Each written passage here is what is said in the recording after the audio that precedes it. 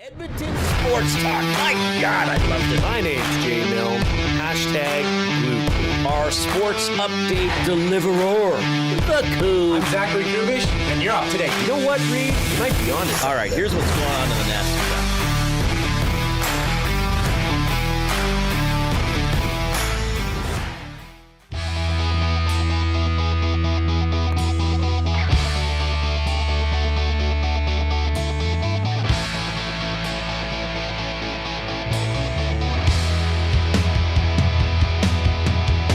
All right, something really cool just happened. So if you're listening on the stream, iHeartRadio, TuneIn Radio, if you're on YouTube, you know that the show usually starts at 3 and it just changed to 3:03.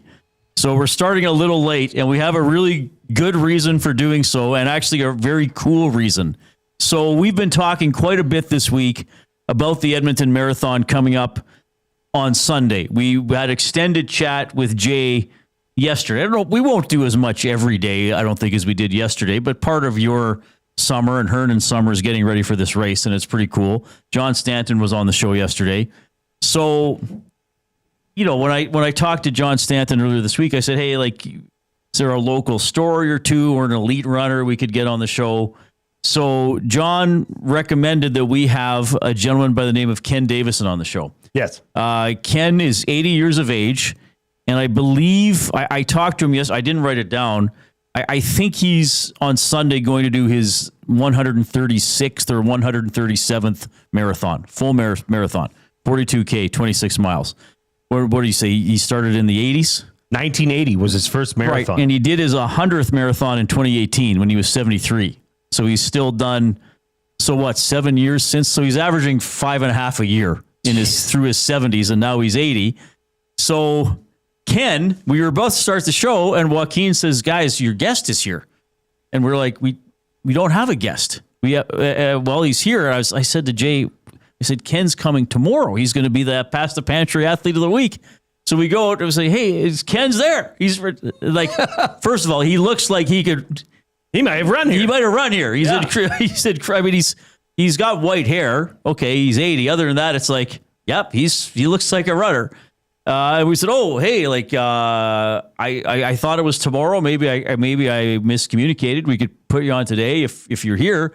No, just scouting it out. Just want to make sure I can get to the right place. So that's a man that doesn't screw around. That's a guy that doesn't screw around. So we got an in-studio guest, which doesn't always happen. We love having in-studio guests, but generally, as people know, everybody's now on video or on phone.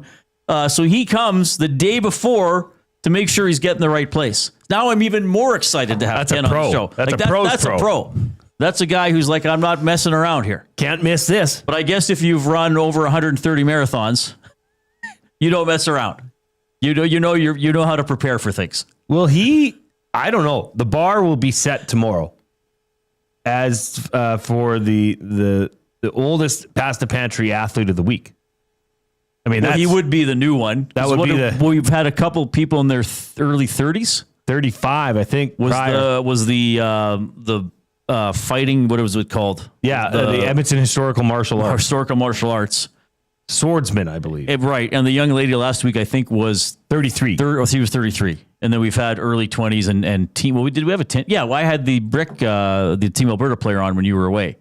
So we're gonna already have. First of all, this is what we wanted to do for Past the Pantry Athlete of the Week. Any sport, any age. If you got a story, come on. So we're living that. I shouldn't say oldest. I mean, the guy is probably in better shape than anybody we've had. Mathematically, he's the most seasoned, I guess. Most seasoned. Well, he would be the oldest. Yeah. That's incredible. But that's why I've started saying, I try to do this. I don't always do it. But for a few years, I've been trying to do this as a broadcaster. I try not to say blank years old. And then I think saying years young sounds stupid. Right. So I just say years of age. Mm-hmm. He's 80 years of age. That's right. And he's here. Castor 1990 is your guest running to the studio tomorrow from his home. That could be, because I think he lives in Sherwood Park. So people are going to love this. I was going to save this till tomorrow. It'll come up again tomorrow. So I called Ken yesterday, and I'm pretty sure I had him on Inside Sports, probably in 2018. He didn't remember me. Surprise, surprise. But He's probably one of the most interviewed people over the age of 70 in the Edmonton area. And I said, so, you're going to be the Past the Pantry Athlete of the Week. So you'll get, what do they get? A hat. And a gift certificate. And you're going to get a gift certificate to Past the Pantry. He's like, oh, great. I live in Sherwood Park. I eat there all the time. But for him to find, there's got to be a nice trail he could find from Sherwood Park that'll shoot up into the dinner theater district in West Edmonton somewhere. The Yellowhead Trail. Because he's running along the Yellowhead. Then this is Les Nessman reporting with traffic. Well, so that's incredible. We had our guest tomorrow because I was like, oh, no, what happened? Did I give him the wrong day? Are we going to just have to, move things around to get him on today? He's like, no, just making sure I know where it is, because I sent him an email and I said, hey, here's the address, and you're going to, we don't have a sign right now, so it's next to the Benjamin Moore Paints. Come upstairs. He did that today just to make sure he can get to the right place. I appreciate that level of thoroughness, I guess. Do you think your anticipation for this interview went from very high to very, very, very high? Yes, tomorrow? I think so. I think that, well, we found this out yesterday, and I found this out over the years of working, that when we do have a story or an athlete related to some form of endurance, it generally gets a good reaction from the audience. If it's a story, like we're not just talking aimlessly about something, you have a story about it. This week there are a lot of stories because the race is here. But I found that if you do a story about endurance running, what did we talk to Ricky Ray about in November? Most of the interview was his the trail running and does he do actual death races or whatever? I don't know if they call them that anymore, but there are these 40, 50K and through. Like there's a trail, but you're going through the bush, and he's got an accent. Yes, where's he from? Northern Ireland. Yeah, that always adds. This will be good. Yeah.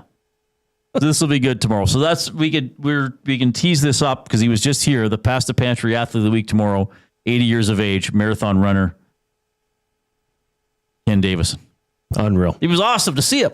Yeah, he's ready to go. Well, and we were like, he's here. We got to bring him on, if there was maybe a miscommunication. Yeah, if he thought it was today, we would have probably put him on and said, hey, give us 10 minutes to start the show and then you're coming on. But no, he just wanted to make sure he knew where it was. Nay, boys. He was just scouting. He just was scouting out, maybe looking for a place to run around here. Well, yeah. Sure, he could find some spots. But he looks like a guy who could run a marathon. Over and over and over. Yeah, several.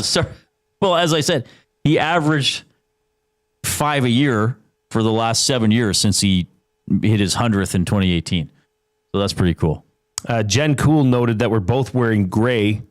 Yes. Getting washed out in the studio.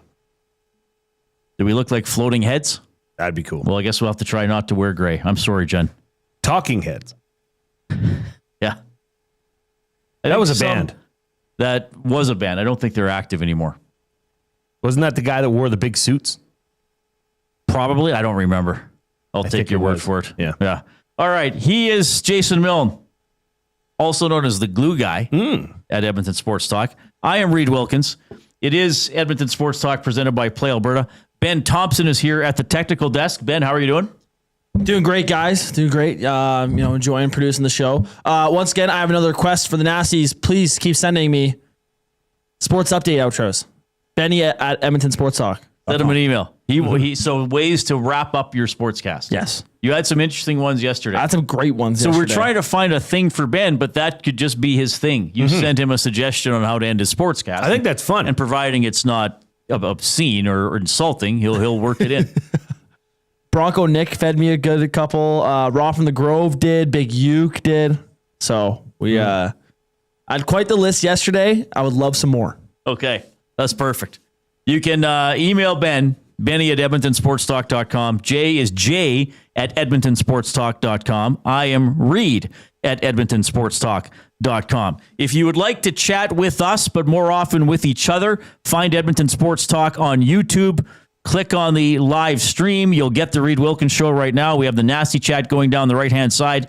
And if you are there, make sure you give us a thumbs up as well. You know what? I didn't get my laptop plugged in to do the song because Ken was here, so I'll have to plug that in during the commercial. That's okay. And, of course, you can text 780-218-9999. The afternoon inbox presented by River Cree Resort and Casino, home of Tap 25 restaurant, where the entire menu is 50% off 7 days a week. And that is from 2 to 5 p.m. All right. So, Click, click. whoa, there it is. Click, click, click. Must you click? Please, please click. Must you click? You must click. Because Benny's got all the files. Benny's got all the files. So there it was. All right. So a little unexpected topic off the top that we had tomorrow's guest show up just as a pre-scout. Maybe if he showed up, imagine if he would have showed up to the old place like the week we were moving. He's like, yeah, I'm not coming back tomorrow. No. This is a disaster. This comes in. It says, this is in the afternoon inbox. Somebody said, dang, it sounds like my dad, LOL. And he said, oh, wait, it is. Seriously? Yeah, so this must be. Who is that? Ken Davison's son. I think it's Colin. Oh, nice. Is listening. That's incredible. So your dad it was here. It's fine.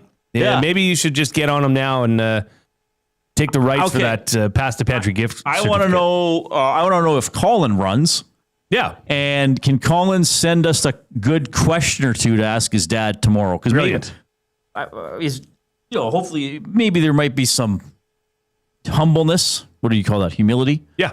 With his dad. So maybe we want to say, hey, what's the fastest you've ever gone? And he'll just be like, oh, I don't know. I did sort of in this ballpark. Or I don't know if he's traveled to run. Like, give us an idea or two, Colin. Norman at Combine says, hey, guys, thanks for the birthday wishes yesterday. That was a classic move with all the board sounds.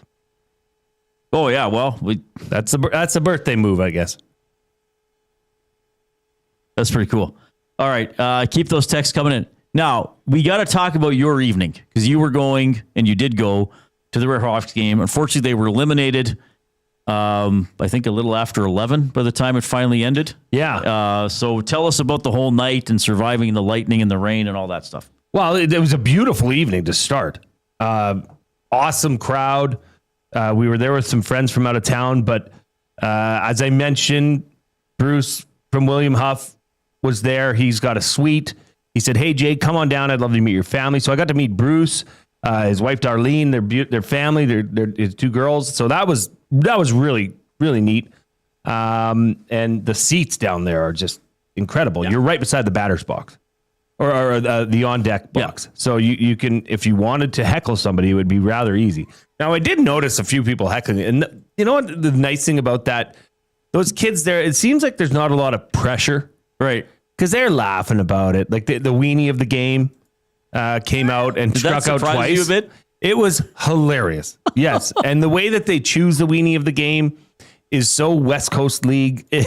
Like the as you know, and everybody that's been to a Riverhawks game knows, the in-game experience is second to none.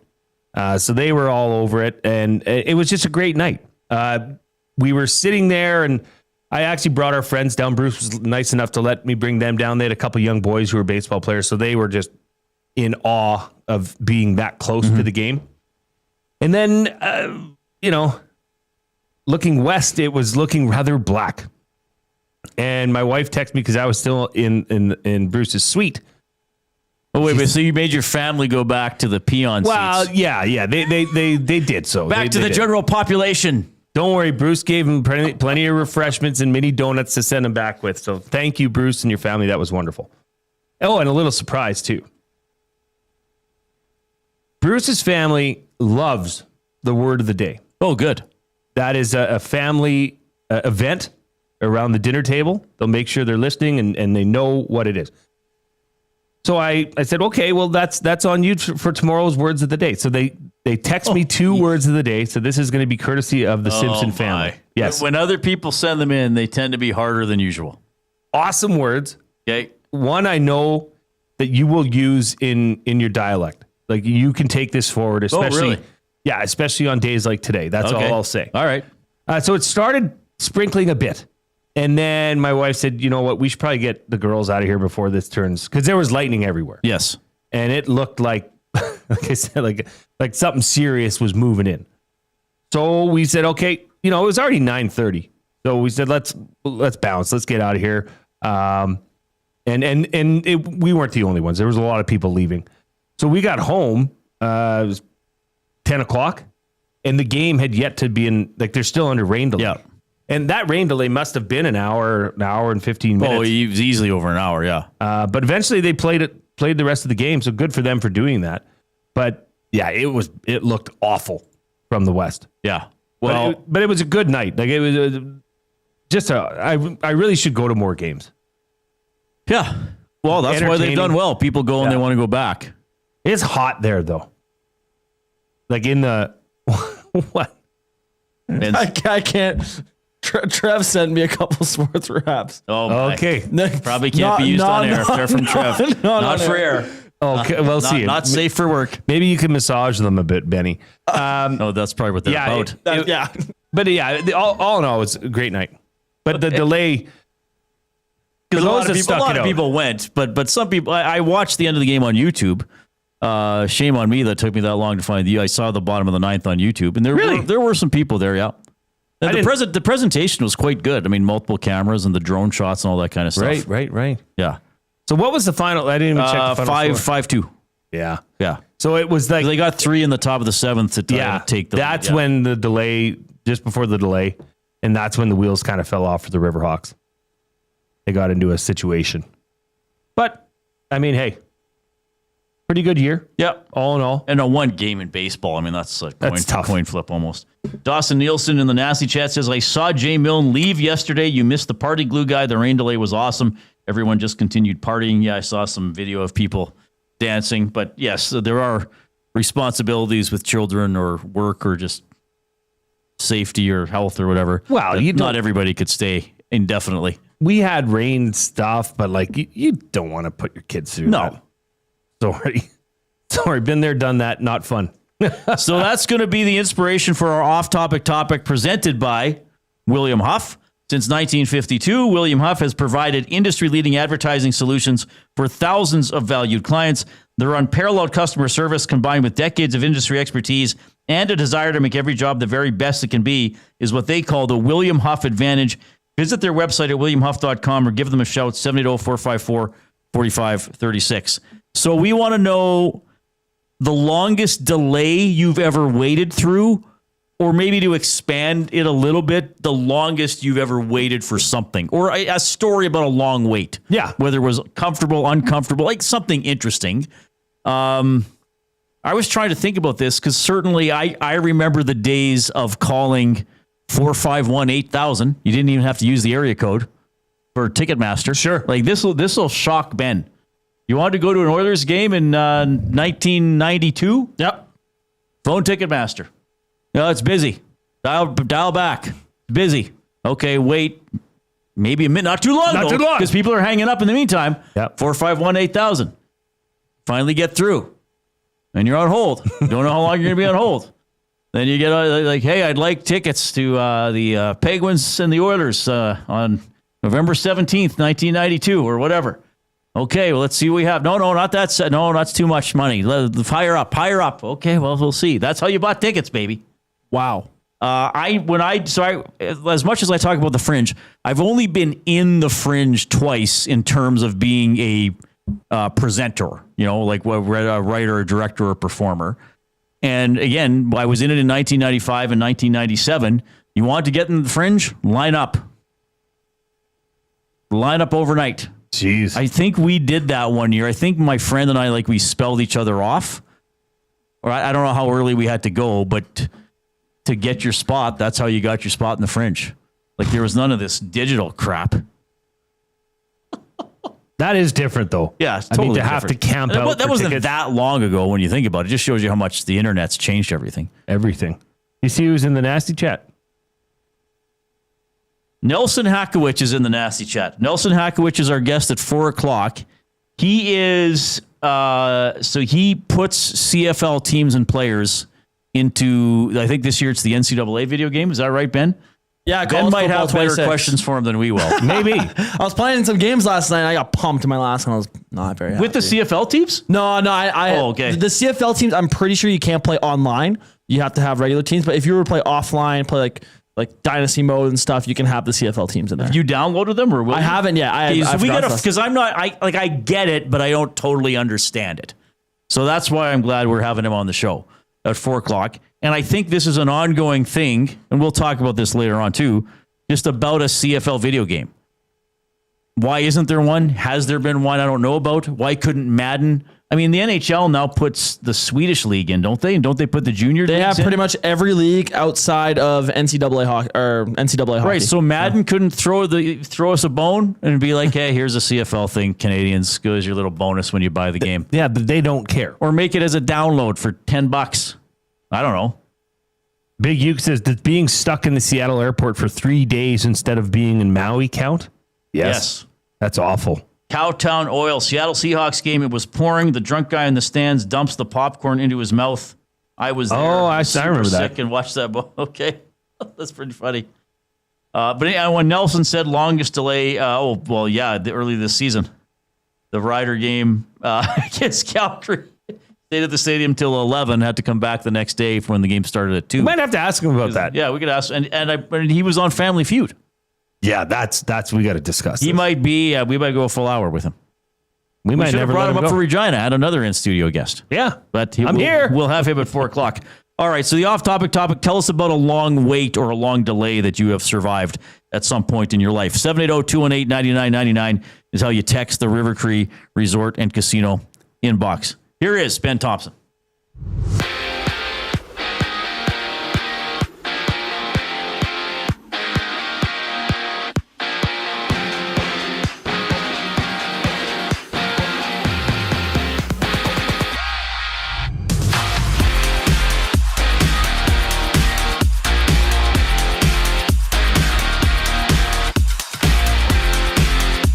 The Blue Jays face the Cubs tonight in Game 2 of their 3-game series after a 5-1 win yesterday. Gosman gets the start for Toronto, Horton for Chicago. First pitch is at 5:07. In the CFL, Montreal has placed MBT on the 6-game injured list after he was pulled at halftime against Edmonton last Friday. The Alouettes have signed Cameron Dukes to fill in. Dukes played 10 games for the Argonauts last season, throwing for 1,400 yards, 7 touchdowns, and 6 interceptions. On the ice, Carolina Hurricanes owner Tom Dundon is buying the NBA's Portland Trail Blazers from Paul Allen Estate for just over $4 billion, with plans to keep the team in Portland. The sale, first supported by Sportico, follows the arena's sale to the city and a lease extension through 2030, with proceeds going to charity. And at the Helenka Gretzky Cup, Canada shuts out Czechia 5-0, which moves them to 3-0 on the tournament. The sports update is brought to you by Clover Bar Feeds. Clover Bar Feeds has all the animal feed you'll need. Get top-notch service and selection from their family-owned business. Visit Clover Bar Feeds at 200 Portridge, close in Sherwood Park, or call them at 780-467-5014. Another day, another score. Keep your eye on the prize and your arrows on target. I'm Ben Archer. That was the update. 2 guys and a goalie. What do you think of Nurse convincingly winning over Justin Schultz? I agree with it because Justin Schultz was here at a time when everyone was bad. Although he had high hopes put on him by Mac T, Darnell Nurse has been here for the rebirth of the Oilers becoming a powerhouse. Of course, his play is going to be scrutinized. 2 guys and a goalie, presented by GS Construction. Tuesday and Thursday afternoons at noon, only on Edmonton Sports Talk, your clear choice for Edmonton sports. Win a trip to Osheaga with the banquet and Aperol. We're sending one lucky guest to Montreal with flights, hotel, and 2 tickets to one of Canada's hottest music festivals. Enter by July 26. Details in store or on the banquet app. Get real. Play hard. GCL Diesel has been serving oil country since 1972. From diesel cars to SUVs to pickups. From farm tractors to school buses to a big rig. From diesel generators to forklifts, GCL can test, troubleshoot, and repair all diesel fuel system components. Whether it's injectors, pumps, turbos, filters, or additive, GCL has the parts you need to keep your diesel running the way it should. For genuine diesel parts at wholesale prices, visit GCL Diesel in the West End or online at gcldiesel.com. GCL Diesel. Diesel understood. Summer in Edmonton means 3 things: warm weather, long nights, and plenty of sports. From the lake to the links, you can boost your summer fun with hundreds of casino games, live betting on your favorite sports teams, and access to popular lotteries. All in one app, anywhere in the province. Download the Play Alberta app today and deposit $20 or more with promo code YEG50 to claim a $50 free bet. That's promo code YEG50 for a $50 free bet on us. Redeemable once per Play Alberta account. Remember, if you gamble, please use your game sense. Goodbye. You sure are going to miss them, but their room would make a great yoga studio. Store their childhood treasures safely with Sentinel Storage and find some space for you. Try 4 weeks free. SentinelStorage.ca.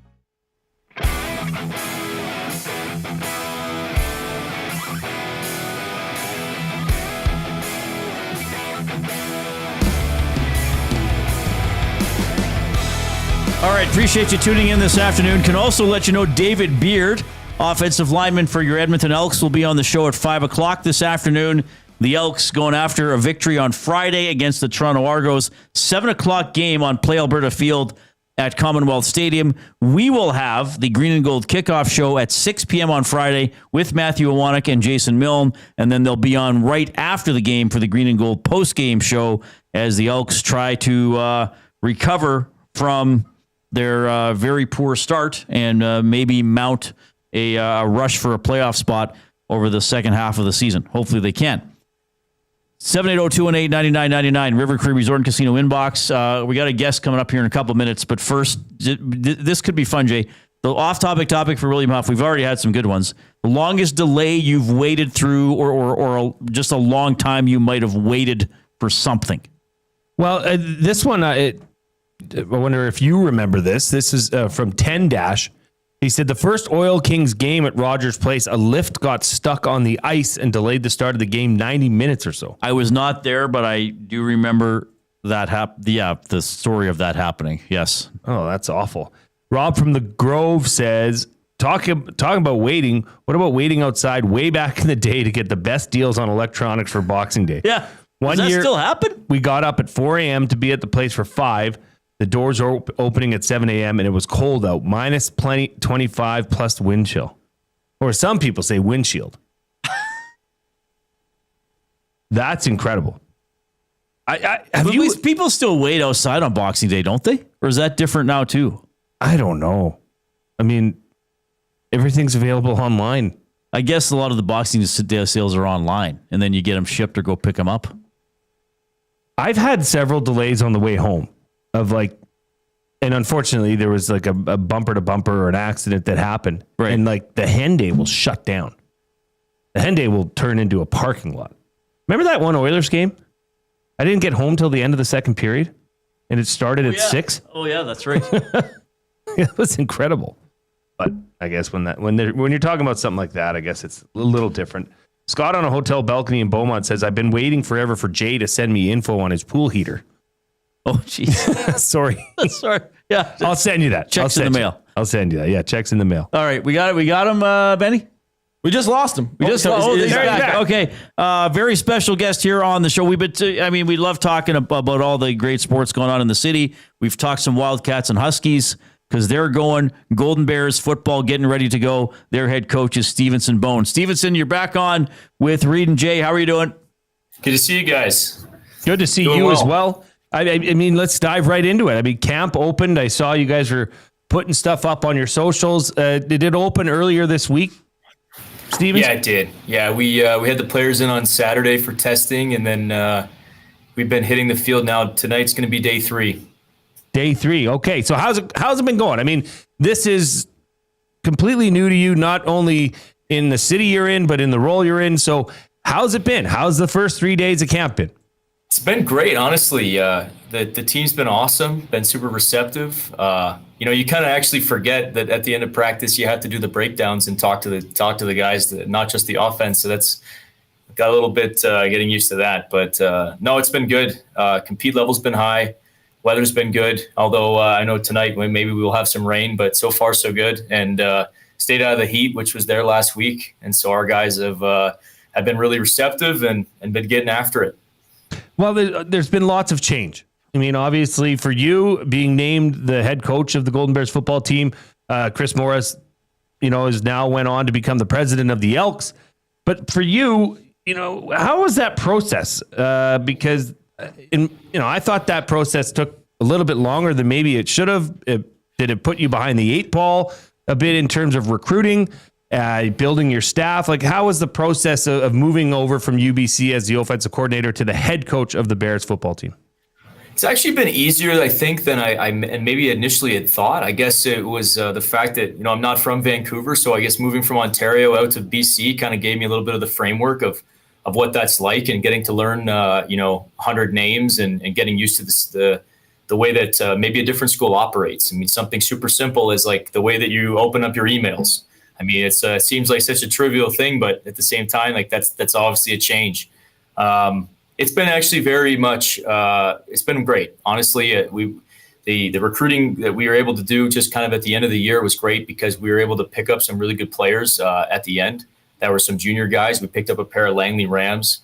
Coach Morris was more than generous in like sharing a lot of his recruiting, some of the guys that he was close to signing. And then we were able to kind of push it over the hump and actually secure their commitments, and then get to meet a lot of the guys that they had already signed back in September of last year, and try to reiterate our commitment to them. So I think all in all, the recruiting aspect has been pretty straightforward.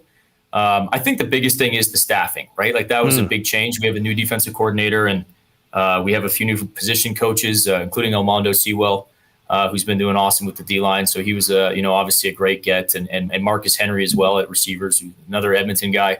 So we have some good coaches on the coaching staff, and that was really the focus, and so far so good.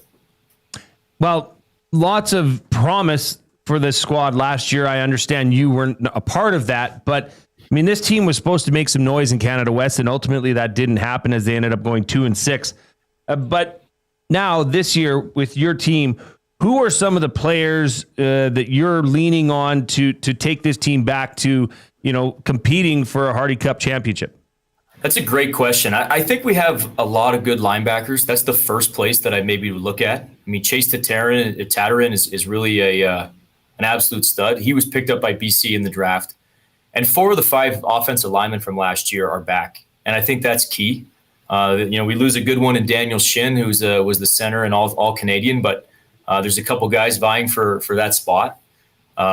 So I think the nucleus of the team is back. Carter Kettle finished last year on a tear, and he was only healthy for a pair of games. I think actually the only 2 wins that they had. So for me, I think that, I think that that's kind of the key, is trying to keep guys healthy. And, I still speak with Chris, and, I know he's got a big job now up there trying to continue to get wins. But at the same time, that was one thing that he shared was, if we can get on the injuries, making sure that the guys stay healthy, there's no reason that this team can't be right back in the mix again. And like it was here in 2023, maybe 2024 was a bit of the outlier. Stevenson Bone's the head coach of the UofA Golden Bears football team, joining us this afternoon on the Reid Wilkins Show with Jason Milne. You mentioned Coach Morris, and that's cool that he's still in touch with you. The word culture gets thrown around a lot in sports. I even think overused sometimes, even though I'm using it right now. This is your team now, but Chris obviously did a lot to try to build a culture there. I mean, the Bears were kind of in shambles when he took them over. How do you build your own culture while also respecting what Chris and some of the previous players put in place? Yeah, I think the biggest thing is just addressing that with the guys in the room, of what I think of them and what I think of the way that Chris had operated the program, in terms of like the toughness was the biggest thing that I always found as an assistant coach playing the U of A and playing the Bears. Like they were always a very physical team. And so I want to keep that as much as possible. So the things that we do in practice, a lot of the strategies that we use really tries to reiterate that to the players, and addressing that. And like I've mentioned, even to Tyler Morris, Chris's son, a lot of the times it's not like the previous coaching staff was fired. I mean, they left to go and do something better. So to me, a lot of it is trying to just build on what they took on. I don't necessarily have to reinvent the wheel in terms of culture. I think that the biggest thing is just trying to always get our players to have success, whether that's off the field, on the field, trying to figure out creative ways to keep them engaged in meetings, but also at the same time, trying to make sure that their experience here is second to none. And that's something that I really tried to do well at UBC, and something that Coach Marshall talked about at Western with us a lot, was trying to make sure that the players felt very valued, and I value all of them. I mean, we have not really even released any veterans as well. Like, we haven't cut anybody. We're trying to keep the nucleus intact, because I do think that this team has a chance to actually win. And I told them that, in our first team meeting, I said, you know what, guys, You do have a good nucleus here. Let's try to go and win the big one. It's okay being the underdog, and the fact that, we're not going to get picked to do anything this year. I'm okay with that. And every single year, the team that usually gets picked in Canada West is not the team at the end that wins the whole thing. And I think Regina showed that last year. I definitely did in UBC in 2023. We were picked not very high. So I think that there's a good chance that we could be a 6-2 football team this year. Well, that would be awesome. We probably have a couple members of the audience at least thinking it's August. What are we? August 13th. Why are they talking about school sports? But give us a sense of how the youth sports football season gets rolling, because you're playing games early in the semester, so you got to start in August. How does this month look? Is there a preseason game before a regular season game? All that kind of stuff. Yeah, we go down to Red Deer and actually play the UFC in a preseason game. Coach Shayan and I set that up back in the spring. And so we're going to go down there. I think it's at 6 o'clock next Monday night in Red Deer. And then we'll play here. We'll play the University of Saskatchewan on August 29th and Friday night at 6 o'clock. And so that's going to be a big game for us. We open up with Saskatchewan and Regina, the two teams that were in the Hardy Cup last year. I think it's going to be a good measuring stick to see, where we're at. If we can win one of those two games, I think that puts us in a pretty good standing just immediately. We'll have to play those two teams later in the year as well. So if we can just finish 1-1 to start the first two games, I think we'll be in better footing just to kind of move into the second portion of the season. The two teams that we play once are UBC and Manitoba. So we actually, we get to drive to most of our road games. But yeah, we're really excited to be playing Calgary here on Friday, September 12th as well.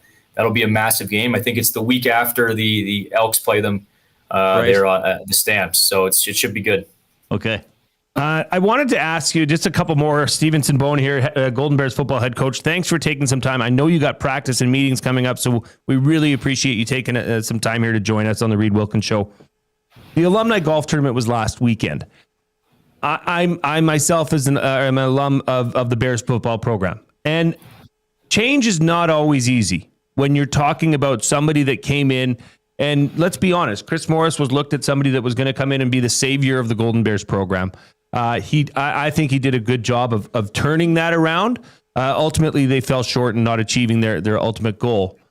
But how is it now that people have gotten to know you a bit more, have met you a few times, have seen how you're taking this role head on?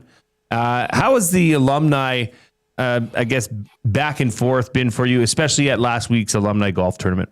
Yeah, so far so positive. So positively, I'd say. I think the best was when I was teeing off at the start, and one of the guys said, "Hey, what position do you play?" And I said, "I'm the head coach." And he goes, "No way, there's no chance." I said, "No, seriously, I am." And he's like, had to look at me up online. He wasn't actually believing it. I was there with some of the other coaches, and so that's obviously very humbling. It was when I was shaved, so that was nice too. But honestly, it's been really warm and receptive. Even at the gala, we had a great alumni gala in the spring. I thought that was an awesome event. Coach Killam was there, former Golden Bear. So to me, I think anytime that you can go and meet guys and chat with them and things like that at the alumni golf tournament, what a great event. What a great day of weather we had. Had a lot of fun.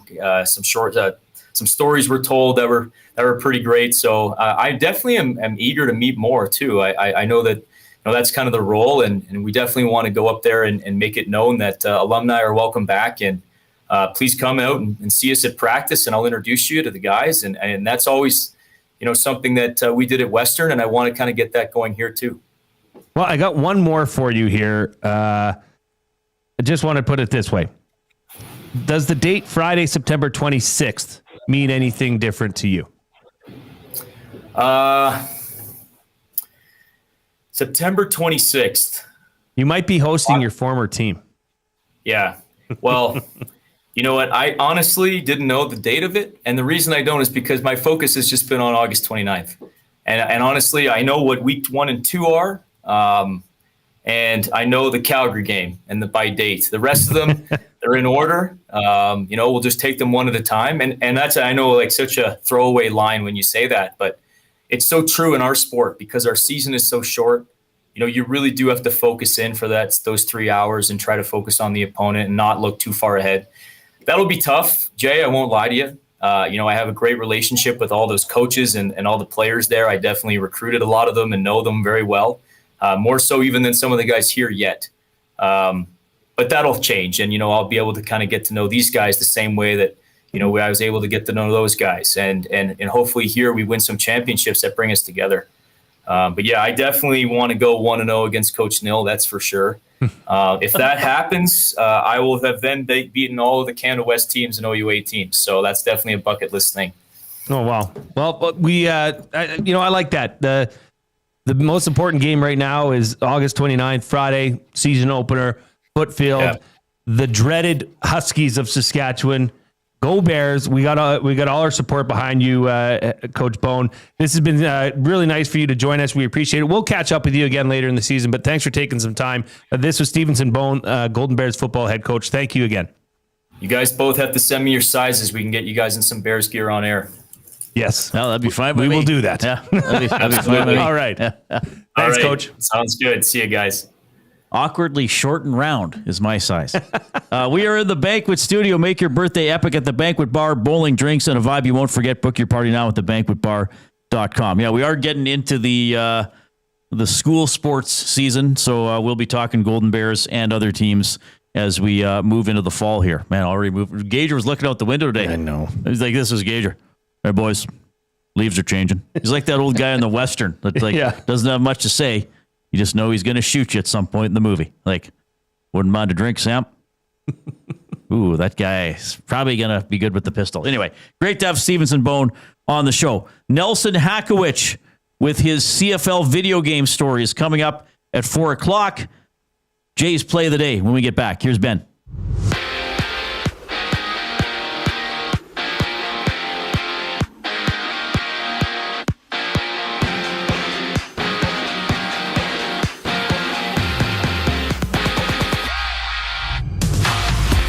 The Blue Jays face the Cubs tonight in Game 2 of their 3-game series after a 5-1 win yesterday. Gosman gets the start for Toronto, Horton for Chicago. First pitch is at 5:07. In the CFL, Montreal has placed MBT on the 6-game injured list as he was pulled at halftime against Edmonton last Friday. The Alouettes have signed Cameron Dukes to fill in. Dukes played 10 games for the Argonauts last season, throwing for 1,400 yards, 7 touchdowns, and 6 interceptions. On the ice, Carolina Hurricanes owner Tom Dundon is buying the NBA's Portland Trail Blazers for the Paul Allen estate for just over $4 billion, with plans to keep the team in Portland. The sale, first reported by Sportico, follows the arena's sale to the city and a lease extension through 2030, with proceeds going to charity. At the Hlinka Gretzky Cup, Canada shuts out Czechia 5-0 to move to 3-0 on the tournament. Sports Update is brought to you by Paramount Flooring. Proudly serving Edmonton and area for over 30 years, their West End showroom is open 7 days a week. You can also shop online at ParamountFlooring.ca. Jay's play of the day at the other side of the break. I'm Ben Thompson. You want a piece of me? The Oil Stream. Which trade /signing /hiring /firing /draft pick by the Oilers was the biggest blunder to hinder them from winning the cup? I'll put Lucic signing. I think the Jack Campbell one's pretty obvious. Big Uke says Shirelli in general. But that could be it. I mean, and that's a good point. He goes, because he kind of started good. It did start. The Oil Stream, presented by Boston Pizza. Monday, Wednesday, and Friday afternoons at noon. Only on Edmonton Sports Talk. Your clear choice for Edmonton sports.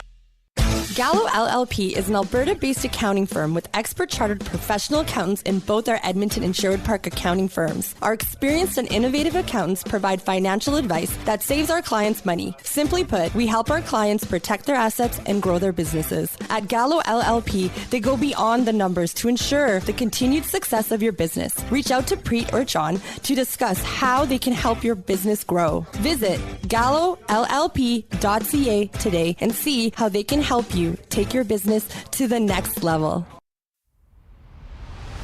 Do you have pets? Horses? Chickens? Did the place you used to get your feed recently close down? Have no fear. Clover Bar Feeds is here. Whether it's dogs, cats, horses, or chickens, Clover Bar Feeds has you covered. Offering a large variety of food and feed, you can trust the experts at Clover Bar Feeds. They've been family owned and operated for over 60 years. This means you can expect nothing less than top-notch service and selection. Come visit them at 200 Portage Close in Sherwood Park, or visit them online at cloverbarfeeds.com.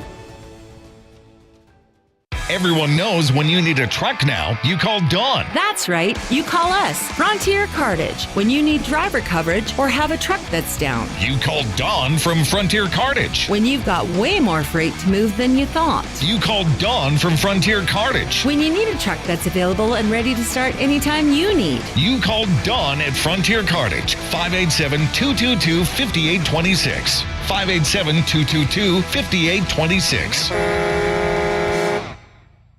Looking for quality building materials and friendly advice? Visit us at Windsor Plywood Leduc, family owned and locally run since 1993. From interior materials for doors, flooring, baseboards, and all the finishing touches to all you need for your outdoor projects like cedar lumber for decks and fences, plus all the plywood you'd need. Our full-time on-staff carpenter can help with anything odd-sized or custom, and from domestic hardwoods to exotic selections, we've got you covered. And if we don't have it, we'll track it down for you. Windsor Plywood Leduc. We're the experts you need to know.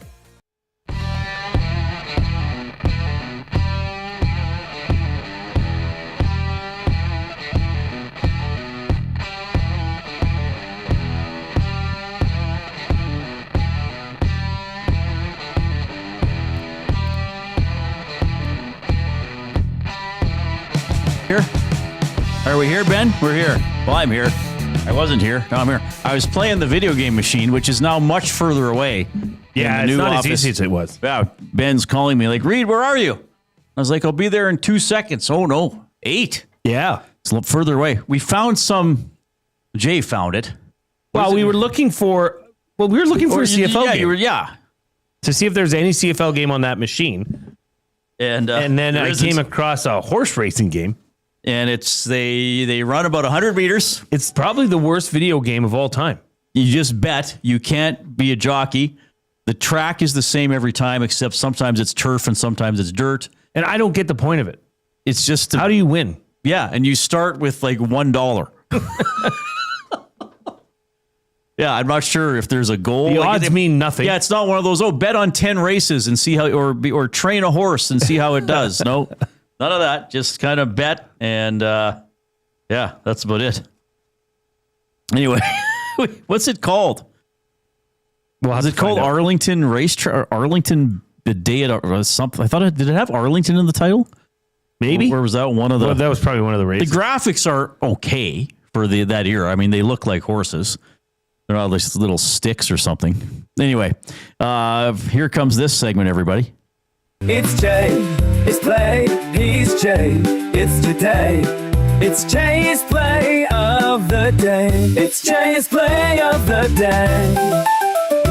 Jay's play of the day is presented by Play Alberta, your home for online gaming excitement featuring casino games, live dealer action, lottery, instants, and sports betting. Now with the new Play Alberta app, you can take the fun with you anywhere. Download the app or sign up today, playalberta.ca.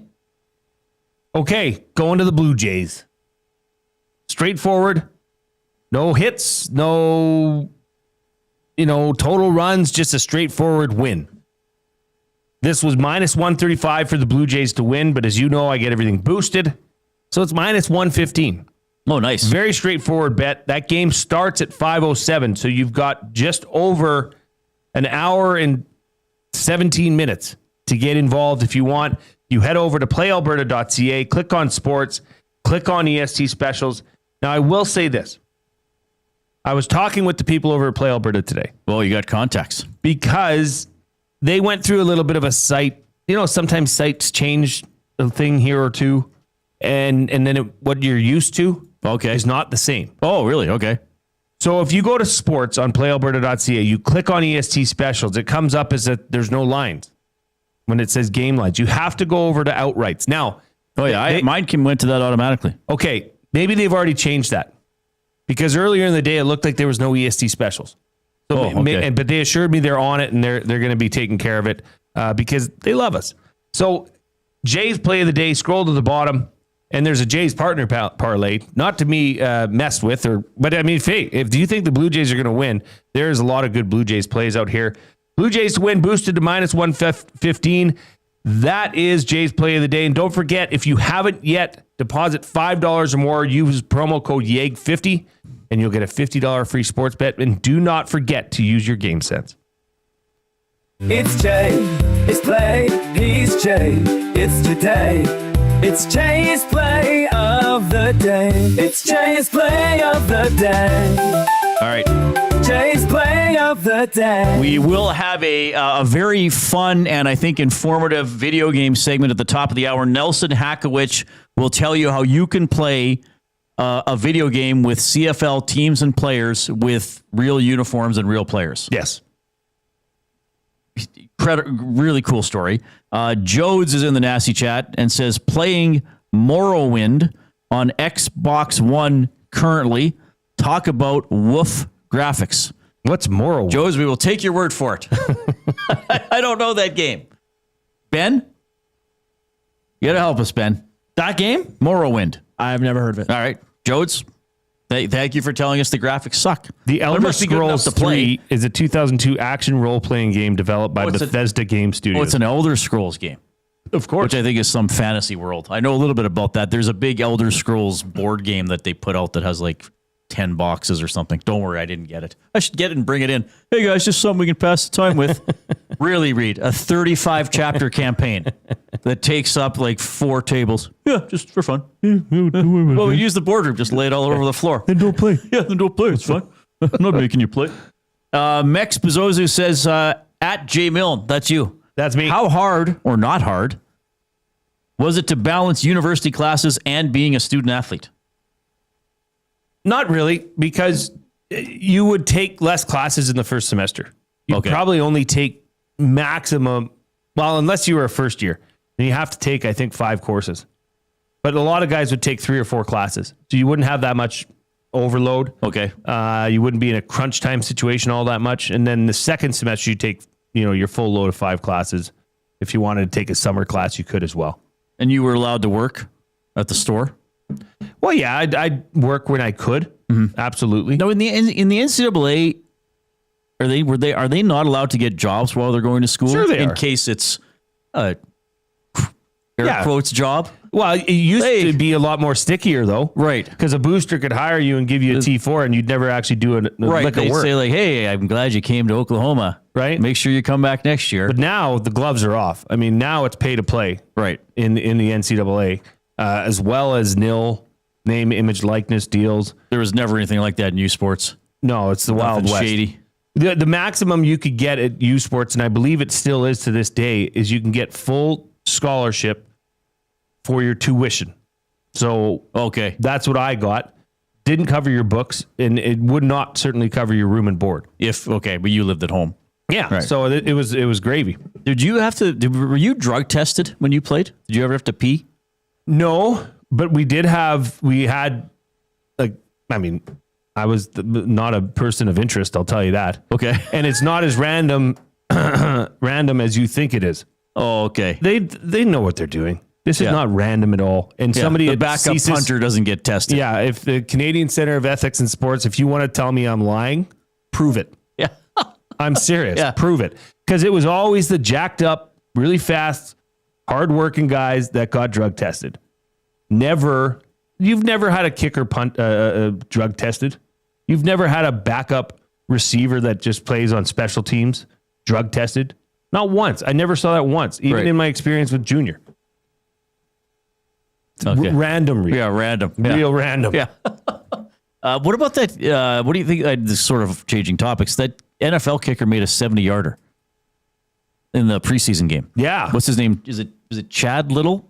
Phenomenal. We didn't know we were going to talk about Brad Little. The last name's Little, but so it's not a record because it was in the preseason, right? But isn't the NFL record 63 and he makes a 70-yarder in the preseason? It's only going to get longer. So he was on his own 40. The ball was placed on his own 40, right? That's incredible. Cam Little. Because it's a 10-yard end zone. And is he a rookie? 70. Yeah. Well, he's probably on the team. He's my age. He's probably going to make the team. Was that Chuba's team? No, Jacksonville Jaguars. Jacksonville, sorry. But think of that. Think of how much that changes your game plan. If you're an offensive coordinator or a head coach for the Jacksonville Jaguars, think of how much Liam Cohen, the head coach of the Jacksonville Jaguars, has this gold mine in the back pocket saying, we're at center field.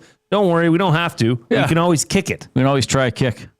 I think that's going to continue happening. I don't know what's going on. They're going to have to move the NFL end zone. They're going to have to move the uprights back into the stands and have the stands hold them. The fans can wave them back and forth. Yeah, I could see if they. Well, I mean, whatever. Points are points. That's what the league wants, anyways. But if you were to rectify or change, make a change to that, you could skinny the goalposts. That's probably what they would do next. Remember my idea from last year? I actually like it. Where I actually widened the goalposts, but you only got 3 if you put it right down the middle. Then there was a 2-point zone and a 1-point zone. But I still think, because if you hit the center, so if you hit the 3-point uprights, not the outside uprights, would that still count as a 2? Yeah. Okay, that's fine. That's fine. But if you hit the outside, that's nothing. No, that's 1. And then there'd be in the CFL, there'd be no rouge. What if you hit the crossbar? Done. None. Yeah. And if you hit an upright, you would get the fewer points, smaller amount of points. They might do that in the NFL though. They might narrow the uprights. They're like, okay, if you can make it from 70, we got to make it a little harder for you to be accurate. Okay, 3:57. David Beard from the Elks is going to join us at 5:00, and Nelson Hackewich about putting CFL players into a video game. How does he do it? Why does he do it? Who else does it? Does anybody else do it? Who plays it? All coming up. The Lock Shop. Yeah, listen, I mean, I know I was on the Elks last week and I was feeling good about it. I've got so much respect for Cody Fajardo and what he's doing right now. I don't think the Elks are better than the Argo. And you don't, hey? I don't. Listen, I think the Argos... I think it's a toss-up. I don't know how you can expect to win consistently with the defense that the Elks are rolling out and absolutely zero running. The Lock Shop, weekday mornings at 11, only on Edmonton Sports Talk. Your clear choice for Edmonton sports. If you aren't wearing a Connect belt, what are you waiting for? A one-size-fits-all belt with a smooth, hole-free track system makes it adjustable for the perfect fit. With fully customizable options, you can choose your belt color, material, and buckle to suit your style. 100% Canadian-owned and operated, Connect belts are designed for work, everyday wear, and even around the golf. Check out the large selection of men's and women's styles at www.knktbelts.com. Connect belts, the perfect fit every time. Get ready for royalty with Elvis Presley and Elton John tributes at River Cree Resort and Casino. All Shook Up pays tribute to the 3 eras of Elvis in one magical show on August 17th. And catch Elton Ron, a tribute to Elton John, live on August 29th. Elton Ron will give you a taste of the Rocket Man in Canada. Get your tickets for both shows at rivercreeresort.com. The Canadian Brewhouse is turning up the flavor this summer with our new summer feature menu. Try our jerk chicken skewers, Cajun shrimp tostadas, and street corn salsa. Bold bites made for patio season. Get them while it's hot. The Canadian Brewhouse. Our house is your house. You've heard the name, but what does it mean? For over 66 years, William Huff Advertising has supplied signage from screen printing to digital to LED with design, production, and install in-house. It's a one-stop shop for all your signage needs. Edmonton owned and operated, William Huff has been trusted by the biggest companies and teams in the City of Champions and many others across the country to do the job. If you're looking for a way to get the word out about your company or event, they are the answer. Go to www.williamhuff.com. Their results speak for themselves.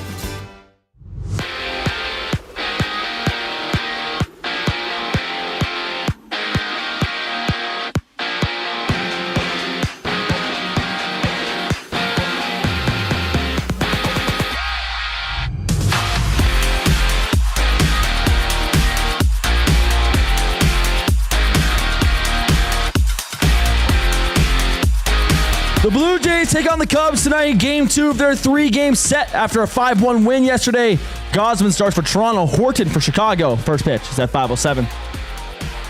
In the CFL, Montreal has placed MBT on the 6-game injured list after he was pulled at halftime against the Edmonton Elks last Friday. The Alouettes have brought in Cameron Dukes, who played 10 games for the Argonauts last season, throwing for 1,400 yards, 7 touchdowns, and 6 interceptions. On the ice, Carolina Hurricanes owner Tom Dundon is buying the NBA's Portland Trail Blazers from Paul Allen Estate for just over $4 billion, with plans to keep the team in Portland. The sale, first reported by Sportico, comes after the arena sales to the city and a lease extension through 2030, with proceeds going to charity. At the Holinka Gretzky Cup, Canada shuts out Czechia 5-0 to stay to a perfect 3-0 on the tournament. Sports Update is brought to you by Advantage Sports Medicine and Physiotherapy. Connor McDavid's got a team full of specialists, and you got a bag of frozen peas. Get the same locker room approach that's trusted by the best of the game at Advantage Sports Medicine. Call 780-460-9977 or visit their website at advantagesportsmed.ca to book an appointment today.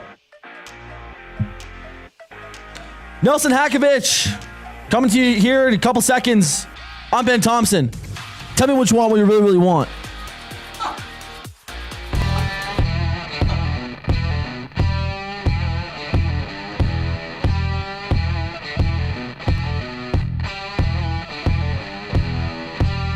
Who suggested the Spice Girls sign off? Rob from the Grove. And you knew what he meant? Oh, of course. You were born when that song came out. Come on. Reid. I'm not that young. What was that song? I'll tell me what you want. Tell me what you want. That wasn't the name of the song, though. If You Want to Be My Lover, I think. Yeah. If you Wanna Be. Yeah. It was called Wannabe. Great. I'll tell you what you want, what you really want. Great band. Incredible band. You know what a lot of people really, really want? They want a Canadian Football League video game. Yes. They want to sit on their couch and they want to have Bo Levi throw it to Kenny Lawler. Dun, dun, dun, dun. They want to have Trevor Harris or hand it off to George Reid. Maybe they want classic players in the game. I don't know if that's happening here. But this next guest is a really interesting guy, and he is giving people what they want, and we want to find out more about it. Nelson Hackawich joining us. Nelson, I'm Reid. He's Jay. How are you doing? Good. How are you guys? Good. Benny, maybe give him a little bit of a boost there, or boost my my earphones if you can. All right. So thanks a lot for doing this.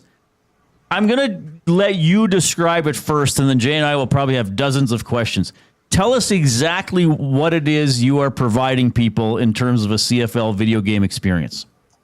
So I am providing graphics and rosters of the CFL teams still inside of an American football rule set for college football 26 and for Madden 26. Okay. Now, I believe the college football game just recently came out. Yes. So how do you possibly do this so quickly where it's all the players and I've seen the video uniforms? Like, how do you possibly make that happen? I don't even understand this. So college football 25, I did this last season, and this will be my 22nd year of putting the CFL into some form of Madden or college football. So I kind of have everything already set. It's just a matter of last year you couldn't do rosters in college football, and this year you can. So putting about 3.5, 4 hours in per team to make the rosters and make the ratings happen. Okay, that seems incredibly quick to me, though. Like, there's no.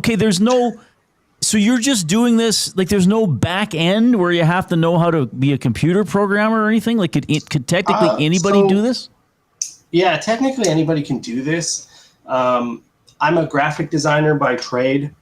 So I'm able to take some things into Photoshop and make sure they're the right size, make sure they're accurate. A big thing I pride myself on is accuracy with the jerseys, accuracy with the fields and the stadiums. So trying to make sure that's as close to possible as what you're going to see in stadium or on TV every Friday night. Do you do the player ratings yourself? Do you go to somebody else? Like, do you know some scouts or GMs or what? I do player ratings myself. They're a mix of stats and Pro Football Focus grades. And then, just things we know about certain players, right? How often are they on the injured list? How often are they not on the injured list? How quick is Trey Ford versus how quick is Cody Fajardo after he sustained his ankle injury, right? So little things like that. Okay, so like Reid said, we have probably more than 1,000 questions at this point. So do you go into the back end of this and then you just have a nondescript player, like a body form of a player, and then you say, add pants, add jersey, add gloves? Like, how is that process done? Because you said you did a team in 4 hours. That would take me 4 weeks, and I'd probably still be lost. How is that process done? Yeah, so now it's easier than it's ever been because EA Sports provides us with what's called Team Builder for both college football and Madden. So you upload your main logo, upload a secondary and a tertiary logo, and then design your jerseys, design your helmets, design your pants, pick a stadium, design your turf, enter in all the rosters, hit upload, and then people can go download it and enjoy the game. Now, is there okay? Could you are you in the game? Like, could you put Reid and I in the game? Could you upload us? Absolutely. Really? Like our faces? Absolutely. Not faces, Okay.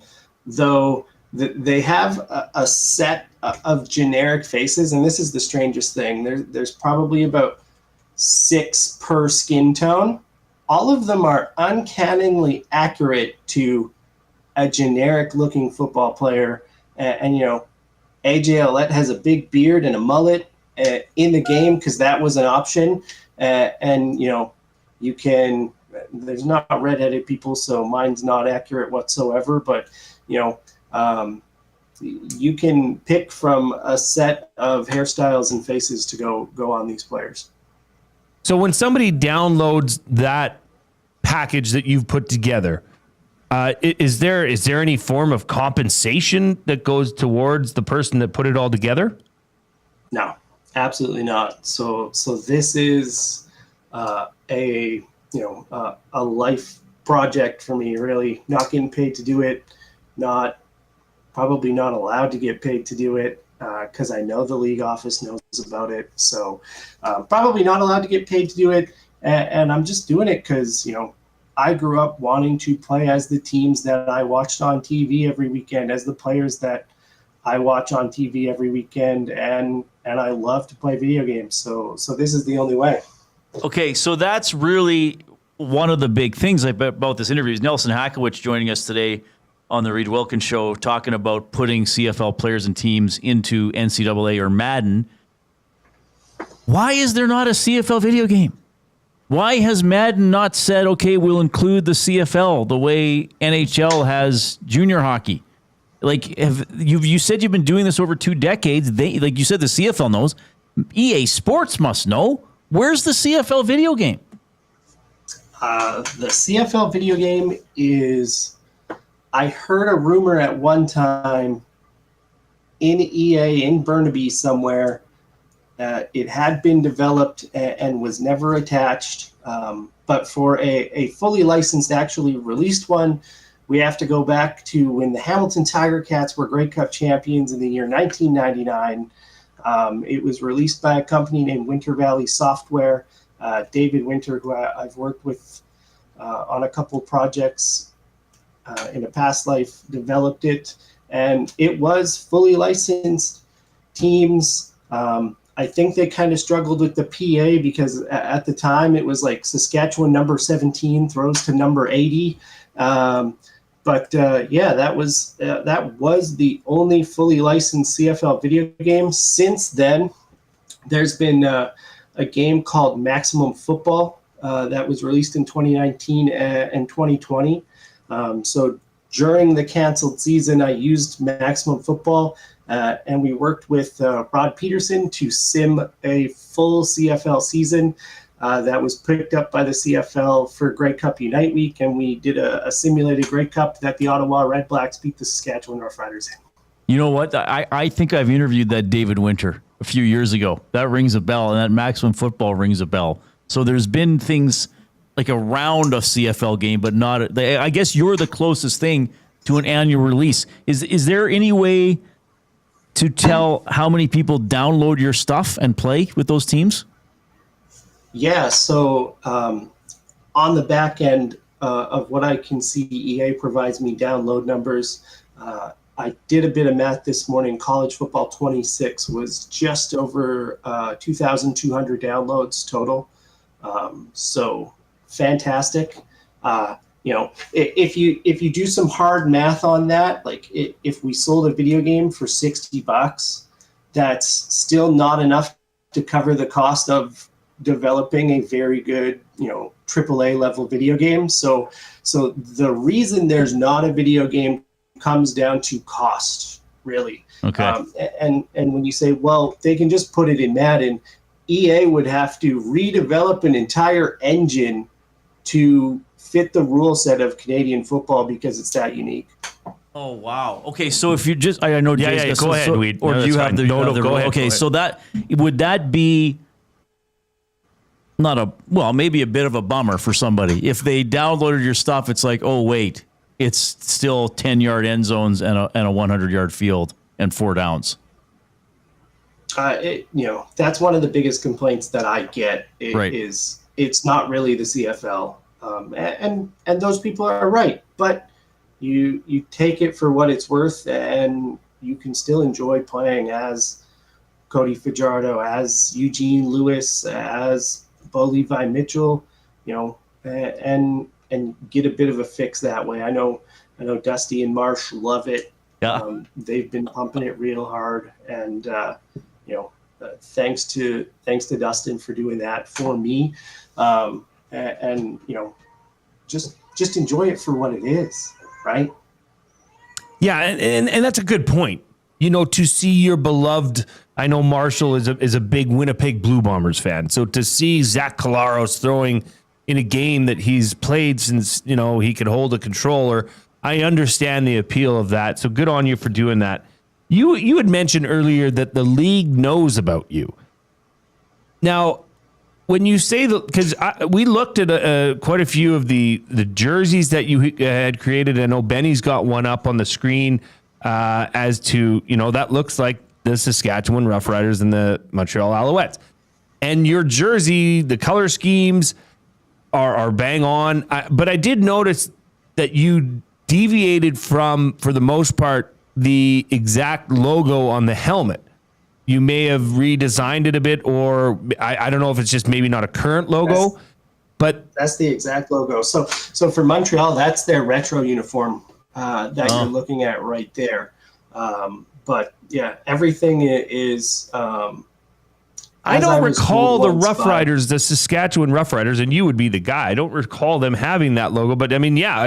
So if it is the exact logos, I mean, I saw on the Double E jersey, you had the Play Alberta logo on there. I mean, is any of, and when the league is knowing all this, have they come to you and said, hey, stop using our proprietary, images? Have they had that conversation? Many years ago, we had that conversation.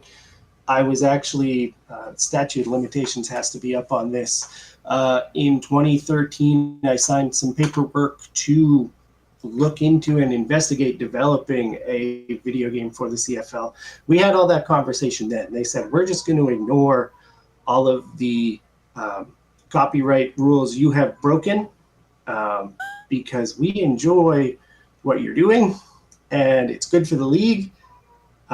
So the CFL operates in a weird way where you can, and I don't condone this whatsoever, but you can bend some rules as long as what you're doing is within good faith of the league, right? Wow, that is so that is so positive to hear that a league finally gets it.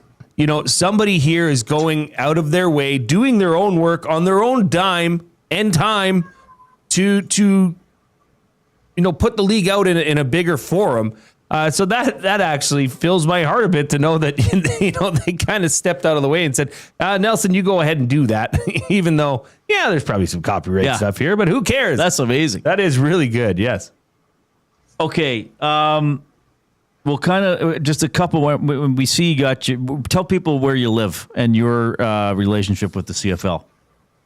I live in Regina, so don't hold that against me.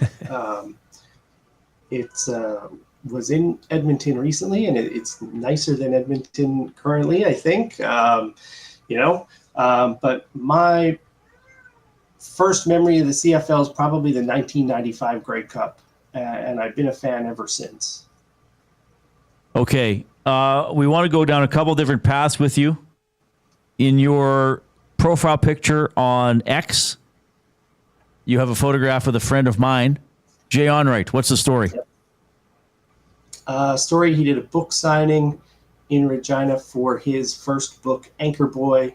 Went to that signing and got to meet him, had a great conversation with him, and snapped a quick pic and got an autographed book. He's a nice guy. You want to do the other one? Well, we have to. Yeah, you got to do it. So you and your family were a part of Canadian Family Feud. Is that correct? That's correct. Yes. Okay, let's just start from the start. This is the conch is yours, Nelson. You have it. How did that happen?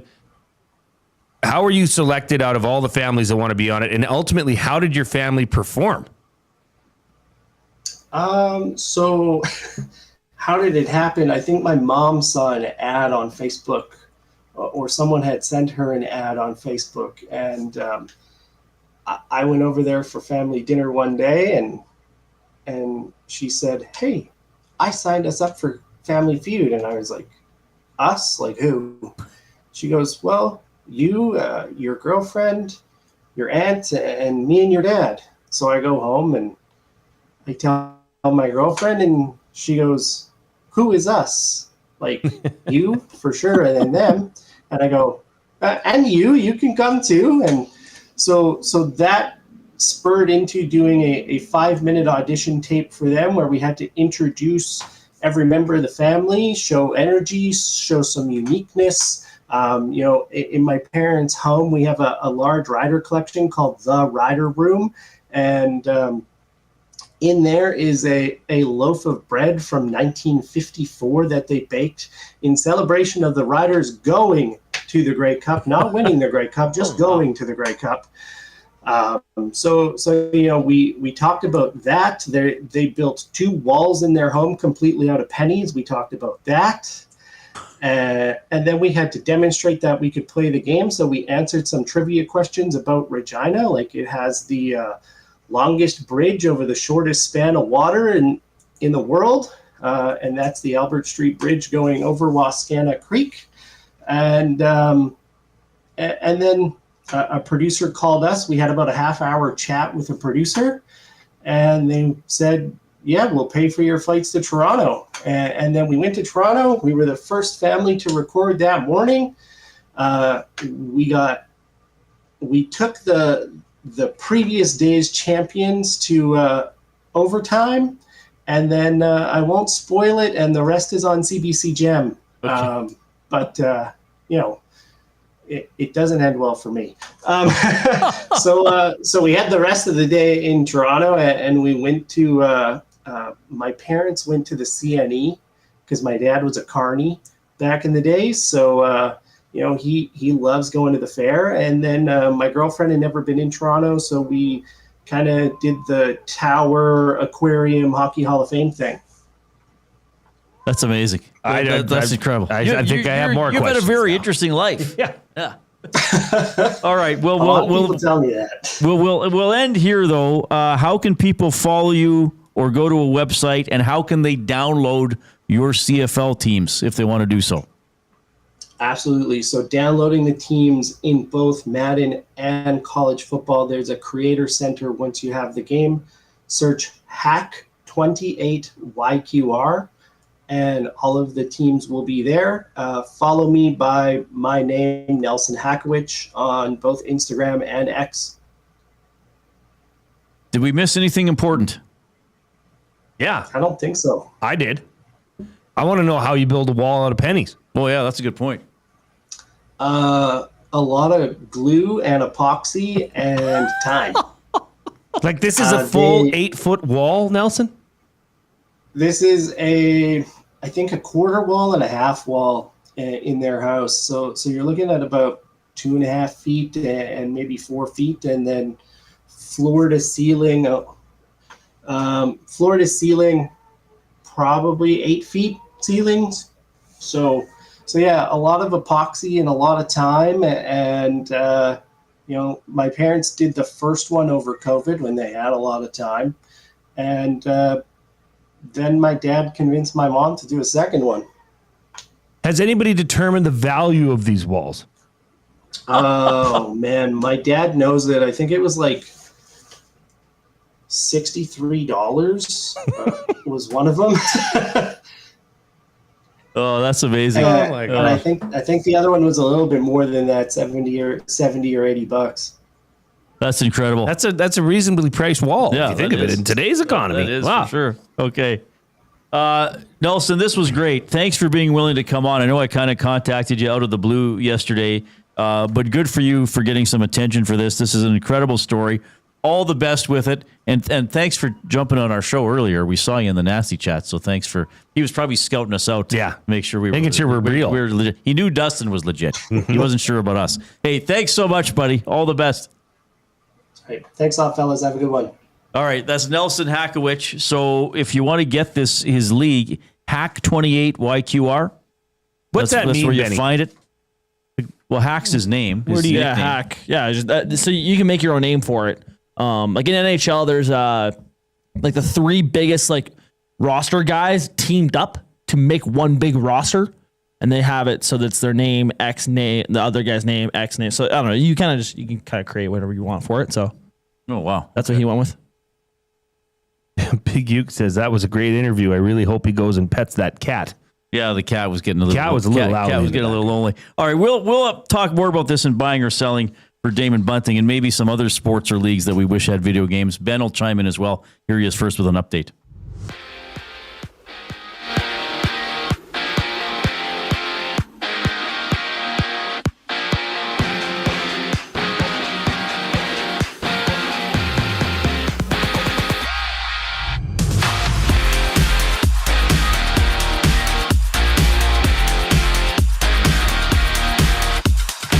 The Blue Jays square off with the Cubs tonight in Game 2 of their 3-game series after a 5-1 win yesterday. Gosman takes the mound for Toronto. Horton for Chicago. First pitch is at 5:07. In the CFL, Montreal has placed MBT on the 6-game injured list after he was pulled at halftime against Edmonton last Friday. To fill the spot, the Alouettes have signed Cameron Dukes, who appeared in 10 games for the Argonauts last season, throwing for 1,400 yards, 7 touchdowns, and 6 interceptions. On the ice, Carolina Hurricanes owner Tom Dundon is set to purchase the NBA's Portland Trailblazers from Paul Allen Estate for just over $4 billion, with plans to keep the franchise in Portland. The sale, first reported by Sportico, follows the arena's sale to the city and a lease extension through 2030, with proceeds going to charity. And at the Holinka Gretzky Cup, Canada blanked Czechia 5-0 to move to 3-0 in the tournament. The Sports Update is brought to you by Windsor Plywood Leduc, locally owned and operated, serving Leduc and surrounding area since '93. Doors, flooring, baseboards, and of course plywood. Go see the knowledgeable staff at Windsor Plywood Leduc. More of Reid and Jay on the other side of the break. I'm Ben Thompson, and that was your update, you filthy animal. The Nielsen Show with Lieutenant Eric. Dave Naylor's going to join us. If they can't get home, this secondary has not stood up very well. You can get time and allow receivers to get downfield and separate or find those zones. There seems to be lots of space in the Argo secondary, and max protect extra offensive linemen to buy that time. The strength of the Argos comes on their defensive ends, and if you can keep them out of your backfield, teams have been able to throw on them. The Nielsen Show with Lieutenant Eric. Weekday mornings 6 to 9. Only on Edmonton Sports Talk. Your clear choice for Edmonton sports. Get ready for royalty with Elvis Presley and Elton John tributes at River Cree Resort and Casino. All Shook Up pays tribute to the 3 eras of Elvis in one magical show on August 17th. And catch Elton Ron, a tribute to Elton John, live on August 29th. Elton Ron will give you a taste of the Rocket Man in Canada. Get your tickets for both shows at rivercreeresort.com. Since 1952, William Huff has been the heartbeat of Edmonton's advertising world. From humble beginnings to a citywide powerhouse, we've been the go-to for signage from print to design and installation. Partnering with Edmonton's top sports franchises and major events, we've helped shape the city's global reputation. Our secret? Unmatched customer service, decades of experience, and a passion for excellence we call the William Huff Advantage. Visit us online at williamhuff.com. Okay, 2 kids, 2 backpacks, lunch bags. Wait, where are the school books? Back to school doesn't have to mean the everyday rush and stress of looking for your kids' items. Have more zen in your mornings. Find space for your family's needs with Sentinel Storage. Go back to school with 4 weeks free. Reserve your space today and find the peace of mind your morning needs. Visit sentinelstorage.ca. Buy Canadian, store Canadian.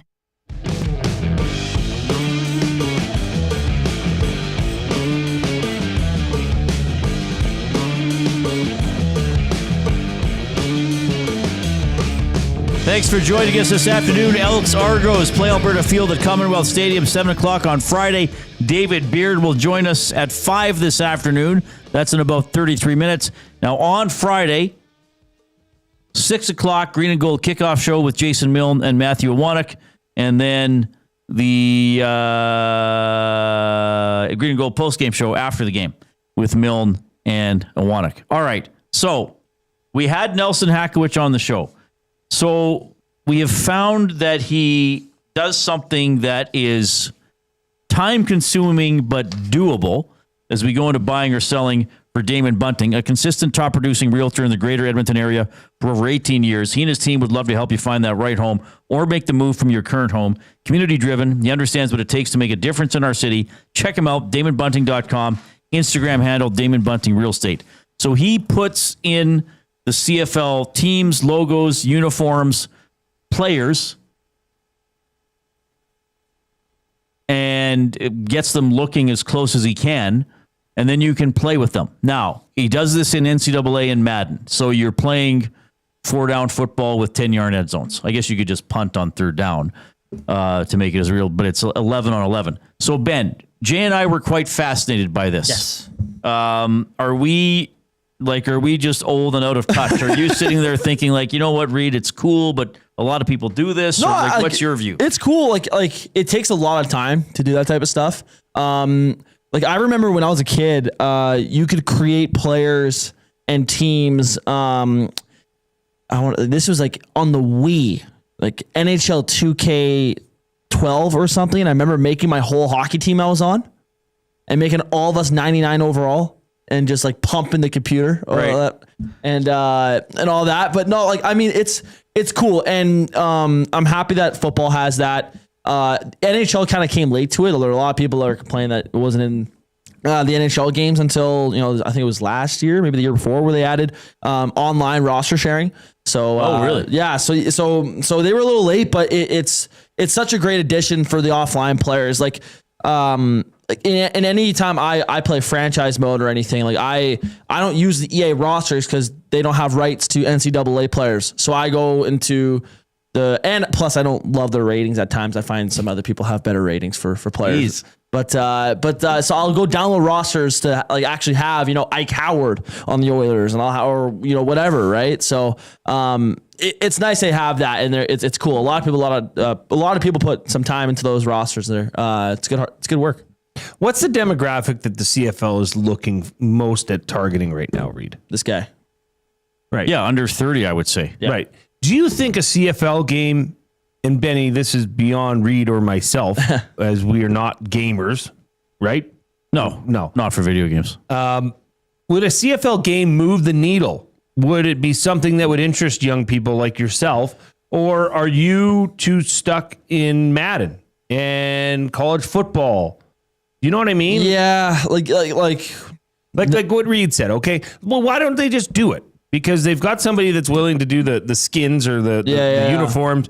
Why don't they just upload that roster and run with it and see what happens? Yeah. The money's a big thing. I think the only way that a CFL game works is if it gets added to Madden, how And then he said they won't do that because they got to make basically a new engine for the field sizes and the rules. It's the field size.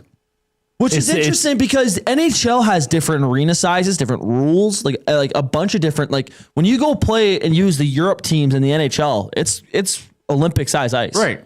So then is money really the reason? Because the NFL and Madden has more money than God. Yeah.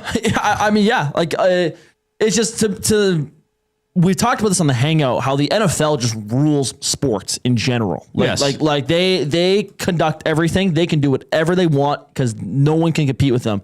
It's the same with the video game where it's like, why do they need to add the CFL video game? Like, who's that really going to rope in? If you're a CFL fan, you're most likely an NFL fan. Okay. Right? So why So why would you need to add that? It's like, and it's not like it's a direct like system where like CFL players go through the CFL to the NFL, right? In the NHL, those junior leagues, you want those junior guys in there because of the Connor McDavids and the Gavin McKennas. Like those are guys that eventually come into the NHL. It'd be cool if you had them in their junior stages. It's not the same in football, right? So yeah. So I guess, but I still think it'd be cool. You could because what Nelson is doing, you wouldn't be able to play. Well, if you played a season, you'd have to keep track of the stats and the results yourself. Yeah. Right? Yeah. It would be cool to just put in a disc or download it and pick, okay, I'm the Elks. I'm going to start the season. There's my 18-game schedule. They modeled it on this year's season, and away they go. And away you go, and it keeps all the stats for you. So, but Nelson's still in the chat. He says the rules of hockey are more closely aligned than CFL, NFL. 100%. Field size, number of players, the rouge, the size of the end zones, the no yards versus the fair catch. Yep. Bunch of things like that. I guess maybe some the formation and movement rules. Yeah. Motion would all be different. Oh yeah. So it's just, but Nelson gets, several thousand downloads from his system. For what he's doing. I think though in the grand scheme, that's a drop in a bucket. Okay. Right? Yeah. I mean, God bless him for doing what he's doing. And actually, Nelson, if you're still listening, I did have another question for you that I didn't get to. You had included a team, the Kingston Granite, and fancy uniforms, beautiful uniforms. But was that so that the teams were equal in each division? West and East? Well, maybe. Right? So that you could actually play a season? Yeah. Because even college football 26 or Madden 26, they couldn't figure it out either. Team on schedule on their own. Yeah, ChatGTP certainly can't. This also made me think about sports for which we'd like to see video games. Curling is one of them. Now, I Googled this earlier today. There are curling video games, and I think curling has also been part of Olympic games. Apparently, Nintendo Switch had a curling game. Is that, or no, that was the Wii? Or does the Switch have where you actually have to do the motion? Yeah, it's motion activated. Right, so we should try that. I have a Switch. I can bring it in one day. But I feel as if curling's one of those games where it's like, why isn't there like a really cool curling video game? Maybe there is, and we don't know about it. Yeah. You wouldn't play? I guess I'm not speaking to a wide audience here. Well, I don't mind sitting down and watching the Briar, sure. I mean, I played curling for the first time in a long time at the Fun Spiel last year. I'm not sure that game would move the needle either, Reid. I guess 10 ends of relatively repetitive stuff, eight rocks per ends. They'd have to shorten it. Maybe you could do the mixed doubles. That goes by pretty quickly. Yeah. There have been some rugby video games over the years that I've tried that haven't, I don't think have been very good. Like they've been kind of clunky. Maybe there's better ones now. So so FIFA's good, right? That's a big one, Ben. NHL. Yeah. The show, they still make the show. I think that's better than the EA games. Yeah, And the NBA, they're still part of the 2K series. Yeah. Those are good. Where is that Sega that makes those? But that's not EA. Does EA have a basketball game anymore? They used to have NBA Live. NBA Live. I had that years ago. Yeah. All right. And then the best racing games are those EA games? Yep. F1. And then NASCAR has its own game. So NASCAR is big enough; it can go off and get its own game. Yeah, it's all, and it depends. I think NASCAR games are also, it all depends on how hard it is to make the game too, right? Okay. So is there a game that's missing? Like a sports game that's missing?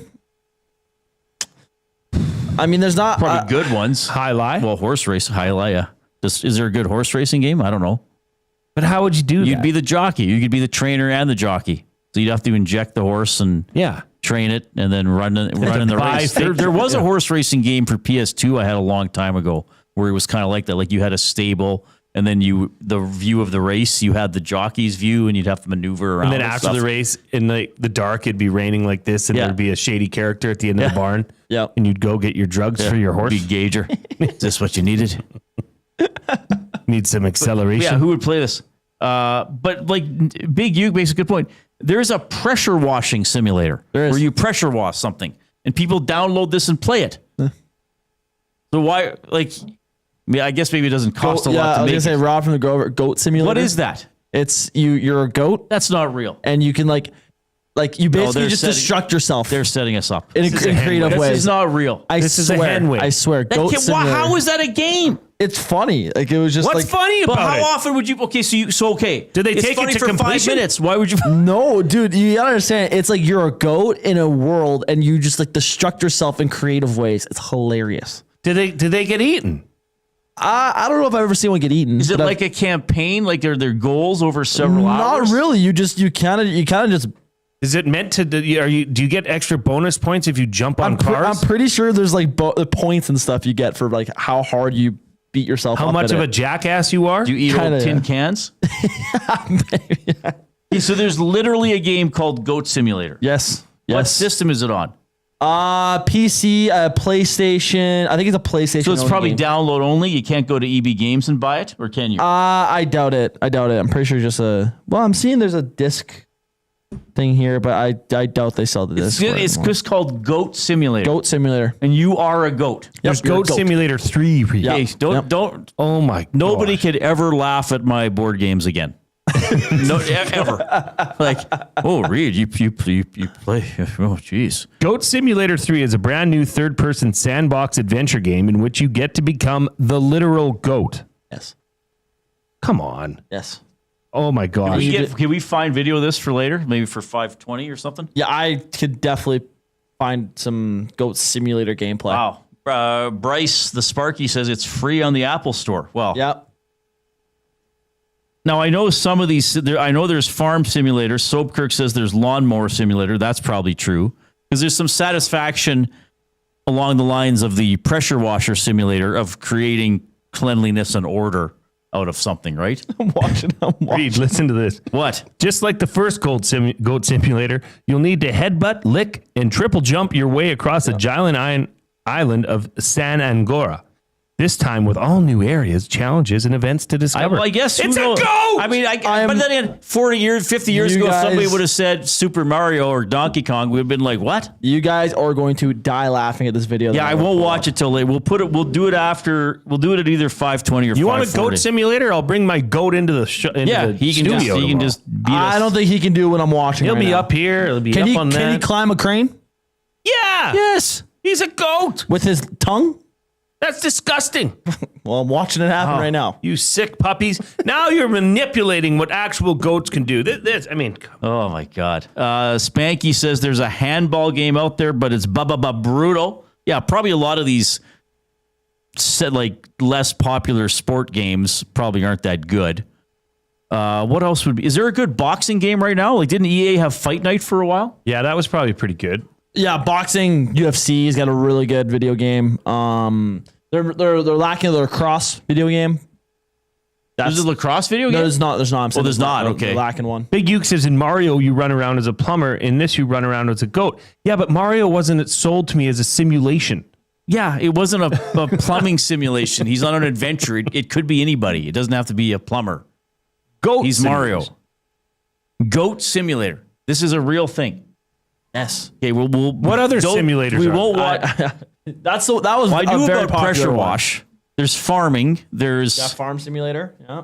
But Farm Simulator, you can grow a crop, harvest it, and sell it, and buy new machinery. Yeah. That's like real life. Yeah. Goats don't have an existence. This is the fun part about Goat Simulator is that this isn't real life, and you can be a goat and ram headfirst into a car, get run over, and then go and climb a crane with your tongue. Okay, but that's not a simulation. That's like a game with a goat. So now I object to the title. Okay, pressure wash simulator. It looks like using a pressure washer in real life. Like Jay said, farm simulator. Okay, I need a tractor. I got to do this. So I bought another field. I need a new tractor. Do I have the income? I got to sell this. It could simulate the decisions and the experience of farming to a degree. But what you're describing me for Goat Simulator, it's like if Farm Simulator were like, yeah, you take a you take a thresher. What are they called? A haybine. To fight off an alien attack. Yeah. Well, that's not Farming Simulator. That's an adventure set on a farm. My God. Jeez. I had no idea this would lead to this today. Nope. Nelson Hackewich is in the chat. Update, the cat is fed. The cat is fed. Good. Well, this is a wacky show. Got a new listener today. Good. This is great. And he pointed about lacrosse doesn't have a good game as well. Jasmine says, I'm going to create a game about shopping. It's a great idea. Oh, my. Rams guy Rob says, aren't all video games just simulations? No, they're video. A lot of them are just video games. Yeah. They're just a game where you are trying to cross the finish line, or score a goal, or save Princess Peach. By no means is Mario a simulation. At least not in this world. No, not exactly. You can let us know how you feel by texting 780-218-9999. The afternoon inbox, presented by River Cree Resort and Casino, home of the kitchen restaurant. Sundays and Mondays, 50% off the entire menu. Available Sundays and Mondays, 5 p.m. until close. David Beard at the top of the hour. Here comes Ben.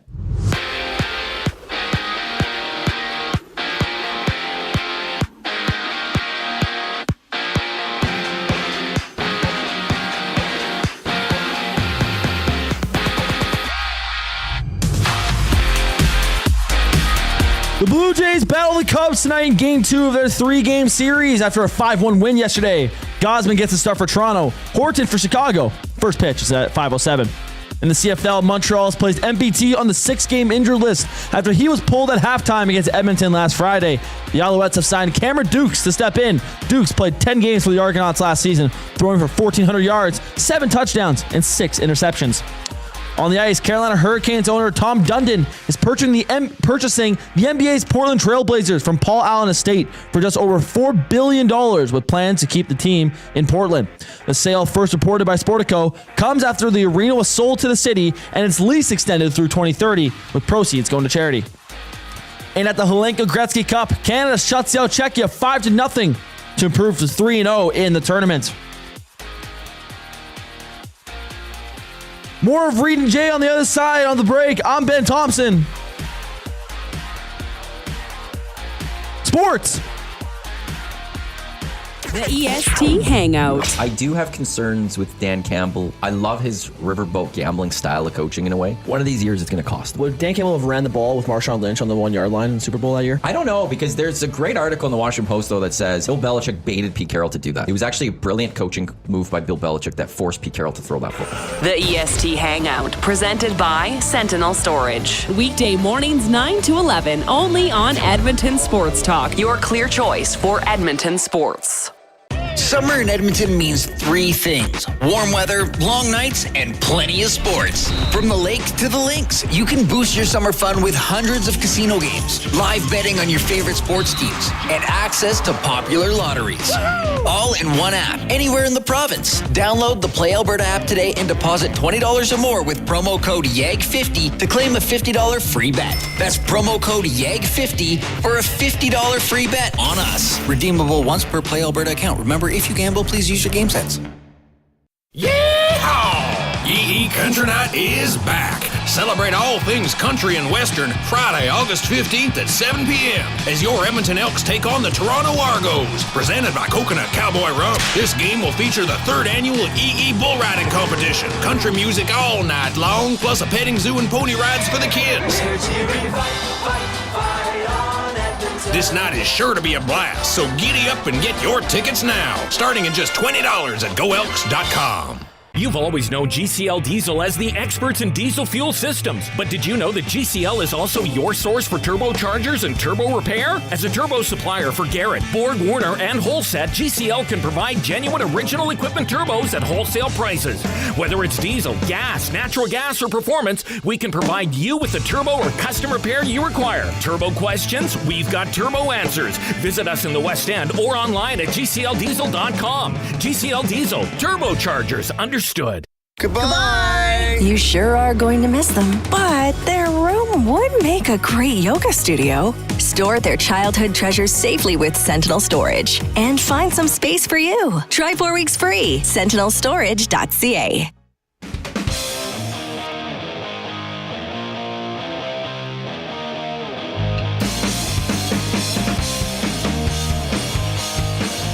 Thanks for joining us this afternoon. Along with Jason Milne, I'm Reid Wilkins. We are in the Banquet Studio. Craving a late night snack? Check out the Banquet's new late night happy hour menu. Sunday to Thursday, 9 p.m. until close. Enjoy favorites like sweet and spicy lettuce wraps or the Banquet Burger at happy hour prices. The Banquet. Get real. Play hard. David Beard from your Edmonton Elks set to join us at the top of the hour as the Elks trying to get another big victory against Toronto on Friday. We're bringing you the oil understood for GCL Diesel, providers of the best diesel engine components around, from turbochargers to injectors, fuel pumps to sensors. They are the critical engine component experts. Proud to serve Edmonton, Northern Alberta for over 50 years, and now a partner of Edmonton Sports Talk and the Reid Wilkins Show. GCL Diesel. Diesel.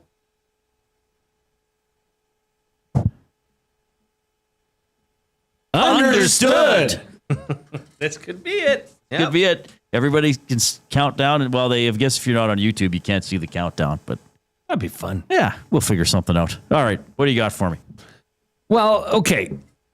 I wanted to talk to you because we obviously the Connor McDavid contract extension. It's a topic. I don't know that anybody thought it would be done yet, but I think most people are thinking this will get done before the start of the season. Okay. How much does the length of this contract, and this might be a simple question, but how much does the length of Connor McDavid's contract define their championship window? That's a term thrown around. Oh, their window's closing. Yeah, and I don't always like it. I'm not sure it's fair. Yeah. But in the case of Connor McDavid, but I understand where it comes from. There are teams that and great players that you're more likely to win with. I mean, right. I truly believe any team can win the Stanley Cup, especially once you get into the playoffs. But there are certain teams that have a superstar player or multiple star players, like Colorado. You know, where you're in the McCarr-McKinnon window, you could say. Right. Crosby and Malkin had a window for a long time. The Penguins aren't as good. Crosby's still a great player. But it's okay. This is going to be okay. Here's what I think. If McDavid signs an extension that is 4 years or shorter, that really makes it seem as if we're in the tail end of the window here. Like something has to happen within the next 4 years. If he signs for 8 years and then you got all these other years of, I mean, there might be a ticking clock nonetheless. But I think it'll certainly drive up the angst in the fan base. Absolutely. Now, is it impossible to win? Is it impossible to win without Connor McDavid on your roster? No, because it's happened 10 times since he joined the NHL, right? Yeah. But if Connor McDavid is not on the team in 2029 and Leon Draisaitl is in his early 30s, is that still possibly a player you can build around? Yes, absolutely. But I think that, I think we're getting to the point that now these guys are getting into their late 20s. How many contracts do they have left? Now, I also think players of this caliber can still be excellent players into their mid to late 30s. Mm-hmm. I mean, Crosby, where was he in scoring this past season? He was still up there, wasn't he? Because the previous year he was, I think, 14th. Where did he wind up this year? So, yeah, so Crosby is now 38. He just turned 38, so he was 37 for this past season. He had 91 points. Okay? Sure, McDavid or Draisaitl's production might drop off at some point, but they're not going to go from being top 5 scorers to like 150th overall. But I think that, yes, with this next McDavid contract, I do think it'll be very easy to say how much of it overlaps with Draisaitl's contract. There's your window. There's hopefully not the last gaffes, but some fans might feel that way. Okay, so Connor McDavid says the most important thing to him is winning championships, winning the Stanley Cup. Right. And probably not just one, probably multiple, if it, in a perfect world. Right. So if that's the case, would you not think that it would be beneficial to Connor McDavid and the organization? I mean, Connor's going to make his money. I mean, he's going to make somewhere, 16 to 17 and a half mil? Probably per year. Wouldn't it be the best case scenario for him to sign an 8-year deal? Because he's getting his money, but by the time that 8-year deal is expired, that's not going to be even remotely close to what he's probably worth. True. Okay. But it allows the organization now to know what they've got and for how long they've got it. With the cap increasing, can bring in some other pieces to help Connor and Leon, lead this team to a Stanley Cup. Unless he's thinking, okay, if I sign for 4 years, that's another 5 years in Edmonton. It doesn't mean I leave Edmonton after 5 years, but also I give myself an out depending on how it goes. And if the salary cap keeps going up and up and up, then I really cash in. I don't miss out on a window, so to speak, to make even more money per season. Mm-hmm. So he's just doing, and I don't blame the guy. I'm just asking. We're just having a conversation about it. It would probably be most beneficial to him to sign a shorter year deal, like a 4-year. Yeah, maybe. Yeah, right. Because what's the cap going to go up in 4 years? Well, we don't know. I mean, it could be. But they've had projections. They haven't gone beyond. I thought you meant beyond 4 years. No, because what's it up to? It's like well over $100 million. Payroll ranges for the next 3 seasons. So we're going. Where is it now? 104, 113. It's going to be up to 113 by 27-28. So in 2030, it could be $130 million. So they could, if both Connor and Leon sign for a long time. So when it's 113, he could technically make 22 million of that. Sure. Yeah. So maybe that's what the sticking point is. Maybe that's the biggest conversation. Maybe Connor doesn't, is not even exploring any other options, but just term. Yeah, maybe. Because I'm sure the Oilers would like to get him signed up. Well, they like to sign it for 8 years, like they did with Leon. Yeah. But if you look at that, that's, if he's making, let's say he's making $17 million. Well, that's a third of it he's leaving on the table if he signs an 8-year deal. Yeah, true. As opposed to a 4. True. Now, I don't know how much, I think some guys think about that, and probably some guys think, man, I've made a lot of money being a hockey player. And I don't know I about just that want to play here or whatever. I don't know about that theory, because I don't care who you are. You could be the richest person in the world. You want to make as much as you can. Yeah, and probably same as you and me. We'd like to be making whatever. If somebody said, right? here's this much, I'd probably say yeah. Right? Yeah. I think that's just human nature.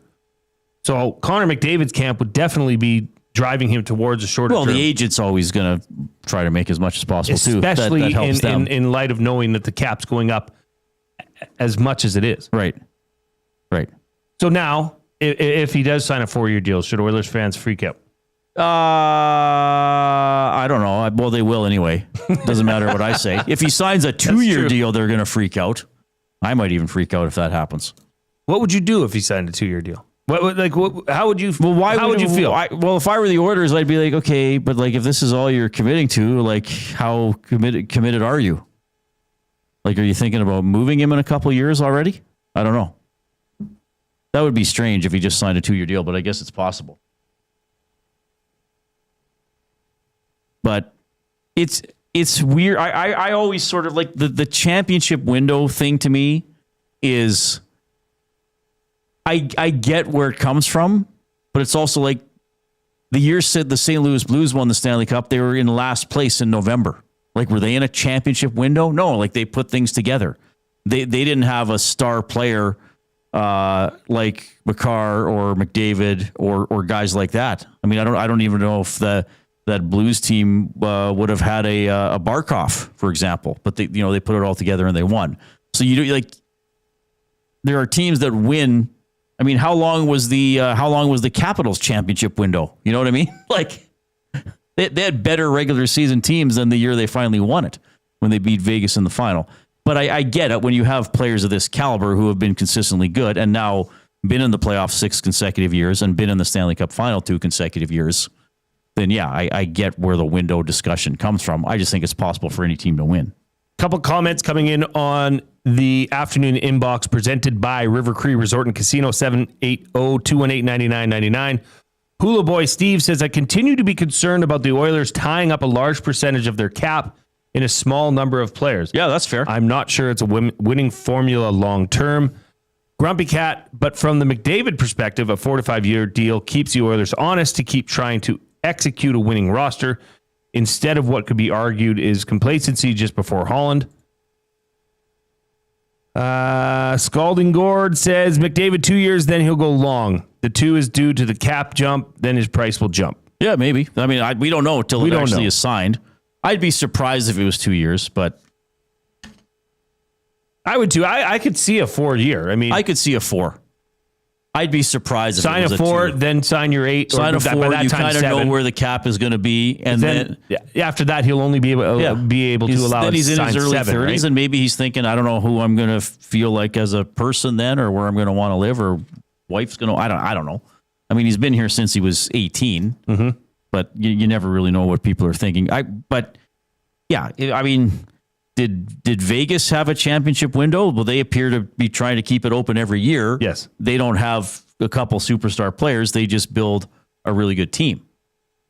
Which, look, I know there's a lot of I don't get the perspective that the Oilers suck. Like they have been to the Stanley Cup final 2 years in a row. Well, some people say that. We get that all the time. Well, they're not very good. They're they're poorly managed. They don't have enough depth. Obviously the goaltending gets crapped on all the time. Like, well, how did they beat 30 other teams then? Yeah, I don't think that's fair at all. No. I mean, that's just short-sighted and just, I don't know. I mean, maybe you've had a bad day. No, maybe. People have bad days. Bad life. David Beard coming up.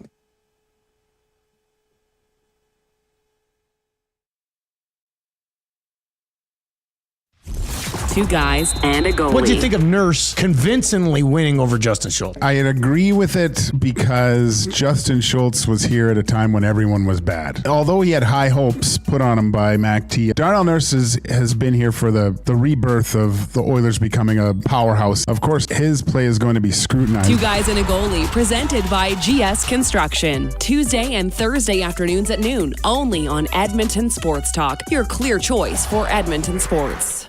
Win a trip to Osheaga with the Banquet and Aperol. We're sending one lucky guest to Montreal with flights, hotel, and 2 tickets to one of Canada's hottest music festivals. Enter by July 26. Details in store or on the Banquet app. Get real. Play hard. You know Dawn. Everyone knows Dawn. Dawn from Frontier Cartage. That's right, it's me, Dawn from Frontier Cartage, where we're setting the standard for cartage service in Edmonton and beyond, offering city cartage, Alberta highway, short haul deck, and more. My team and I are bringing our years of industry experience and expertise to every mile. Join Dawn and her boys in a new chapter in transportation excellence, dedicated to exceptional service. Call Dawn at Frontier Cartage, 587-222-5826. At Mind 360, we invite you to embark on your mental health journey in a safe and comfortable space. Conveniently located in St. Albert, Mind 360 has a diverse team of experienced clinicians that offer a broad range of tailored services for children, adults, and families. Furthermore, we are very proud to serve our military, veterans, and first responders. If you're looking for counseling, treatment, or assessment, understand that you are not alone. Contact Mind 360 at mind360.ca to book an appointment today.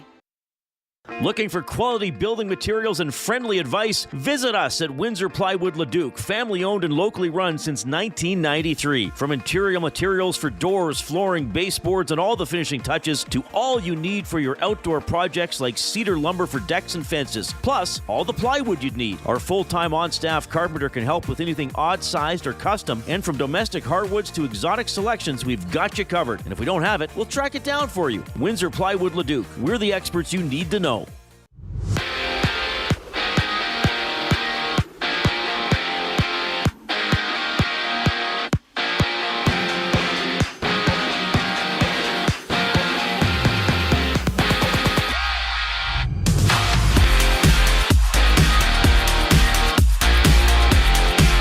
The Blue Jays battle the Cubs tonight in Game 2 of their 3-game series after a 5-1 win yesterday. Gosman gets the start for Toronto. Horton for Chicago. First pitch is at 5:07.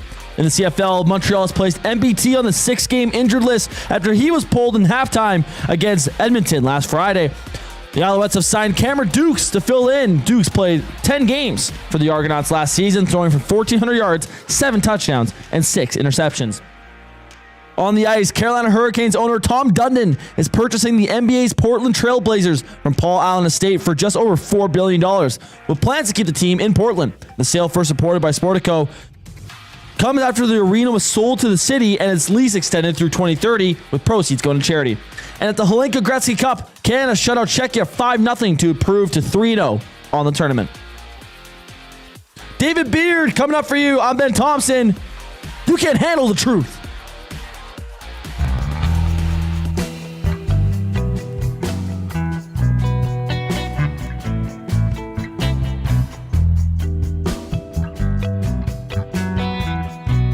All right, good to have you tuning in this afternoon. Edmonton Sports Talk is presented by Play Alberta. You can skip the flight to Vegas because jackpots are just a tap away. Experience all the thrills of the casino right from your phone with Play Alberta. Download the app today and deposit $20 using the EST exclusive promo code EST Casino for a $50 casino bonus. Play Alberta Field is where the Edmonton Elks play their home games. They are there on Friday against the Toronto Argos. So both teams stuck with 2 wins, though the Elks feeling better about themselves after beating Montreal on, when was that? Friday, and then Toronto outscored by Ottawa on Saturday. So Ottawa 2-7, Edmonton coming in at 2-6. David Beard is going to join us here in about 20 seconds. I think in the final hour of the show, we're going to look at Goat Simulator. And we'll do the words of the day as well. So we have a lot to look forward to. All right, David Beard, local guy, UofA grad, offensive lineman for your Edmonton Elks. David, you're on with Reid and Jay. How are you doing? Hey, guys. Doing good. How are you? Doing great. Always a pleasure to have you on the show. I'm going to start with something a little fun here. We had a gentleman on in the last hour. He takes Madden and NCAA football video games and puts all the CFL teams and players in there. Like if there was an actual official CFL video game, do you think players would play it and go in there and look at their ratings and all that kind of stuff? Oh, I'm sure they would. I'd certainly do it, and I'd certainly get the game to go play it. That's pretty neat. I'd heard about them doing that years ago, downloading that stuff, and you could get some alternate rosters. But that'd be pretty cool. All right, so you'd go in there and be like, all right, what I should be rated higher than this guy. What is going on? You'd be one of those guys. Oh, of course, yeah, definitely. Well, you can find him out. It's what is it, Hack 28? Where is he? Hack 28 YQR. Download that. So that's on Madden 26 and College Football 26. So you can. Well, the Madden's not out yet, is it?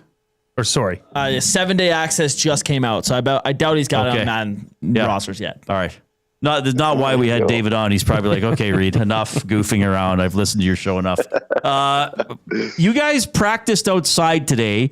I saw my former colleague Morley Scott tweet that Mark Killam does not move practices indoors. Other Double E coaches have done it, and I know you played in Hamilton too. Yeah. Like, do you care? Would you want to go inside? Do you have a threshold for going inside? What do you think of this?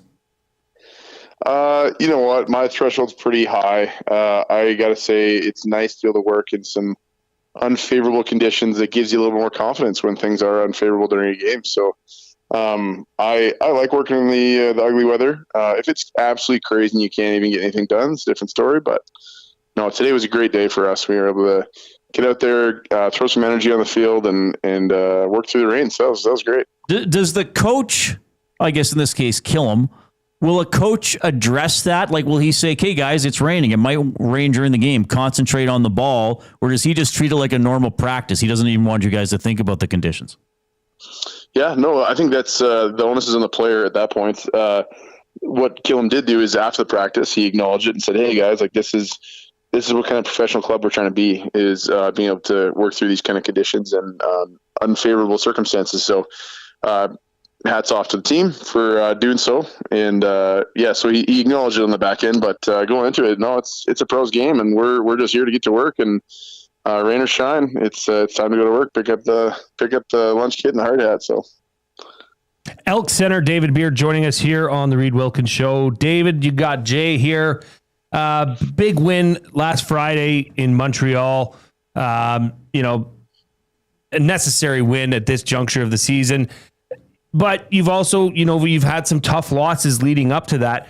In your opinion, do you, and this is specifically you, do you find you can learn more from the film after a victory or a defeat? Yeah, I mean, not that this is a very exciting answer, but I don't really know if I have a pick on that. Like, certainly one doesn't stand out.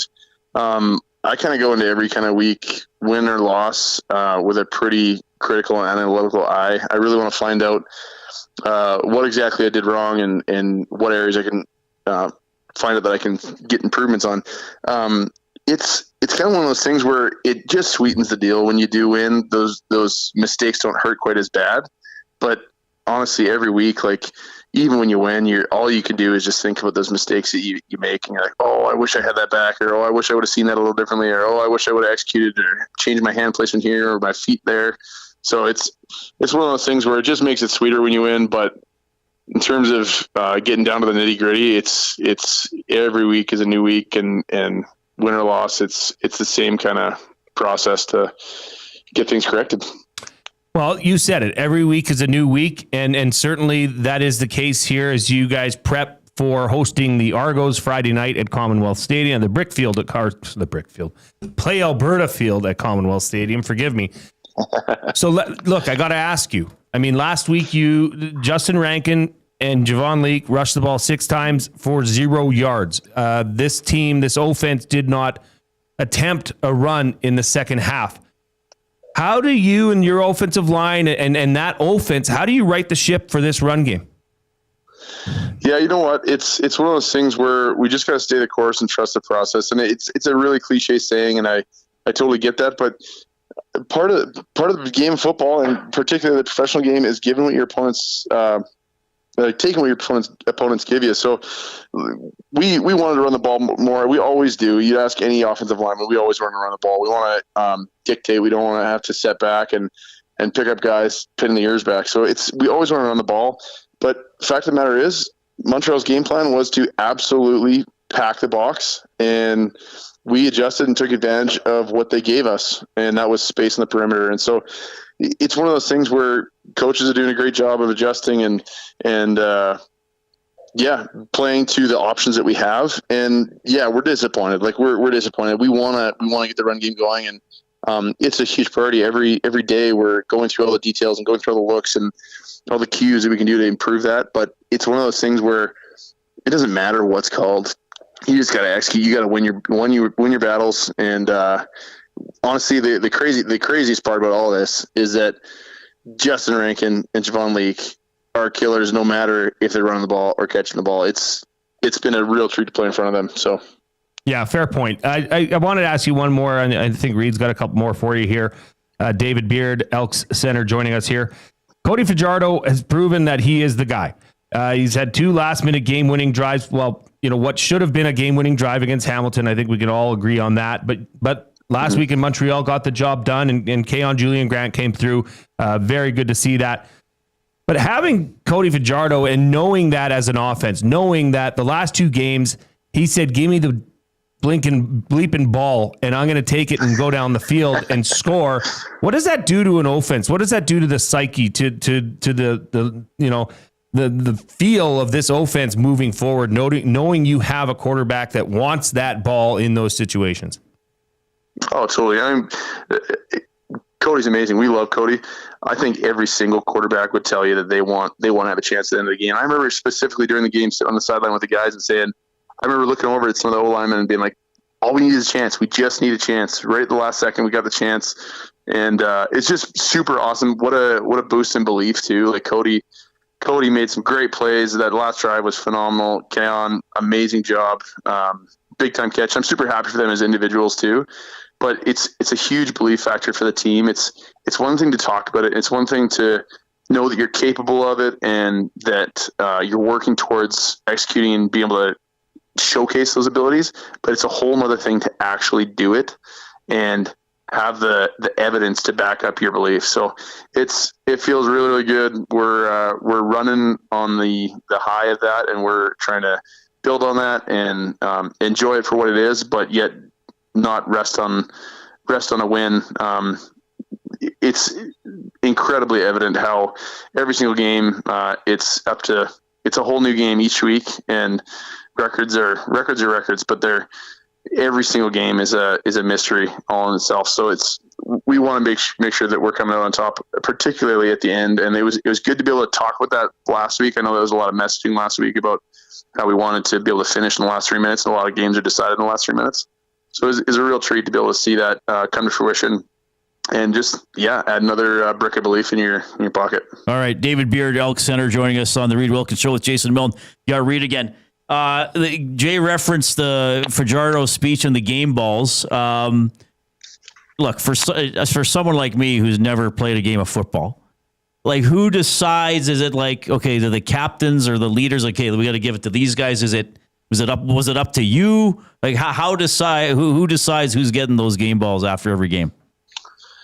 Yeah, well, Coach Gillum kind of approached some of the guys that were in the corner there and said, "Is there anyone that stands out for a offensive game ball?" And he kind of had a bit of a smirk on his face, and we all said Cody. We all said Cody. So it was a great finish by Cody. We were happy to recognize him and boost him up a little bit, because that was just an incredible performance. And I mean, he's got a history of that too. Like that game-winning drive when he was in Montreal as playing for Montreal for the Grey Cup. Like that history is there, and so it's just cool to see that circle back, and then we were able to be a part of that, and we wanted to celebrate him, and so it made a lot of sense, and we were just super happy for him.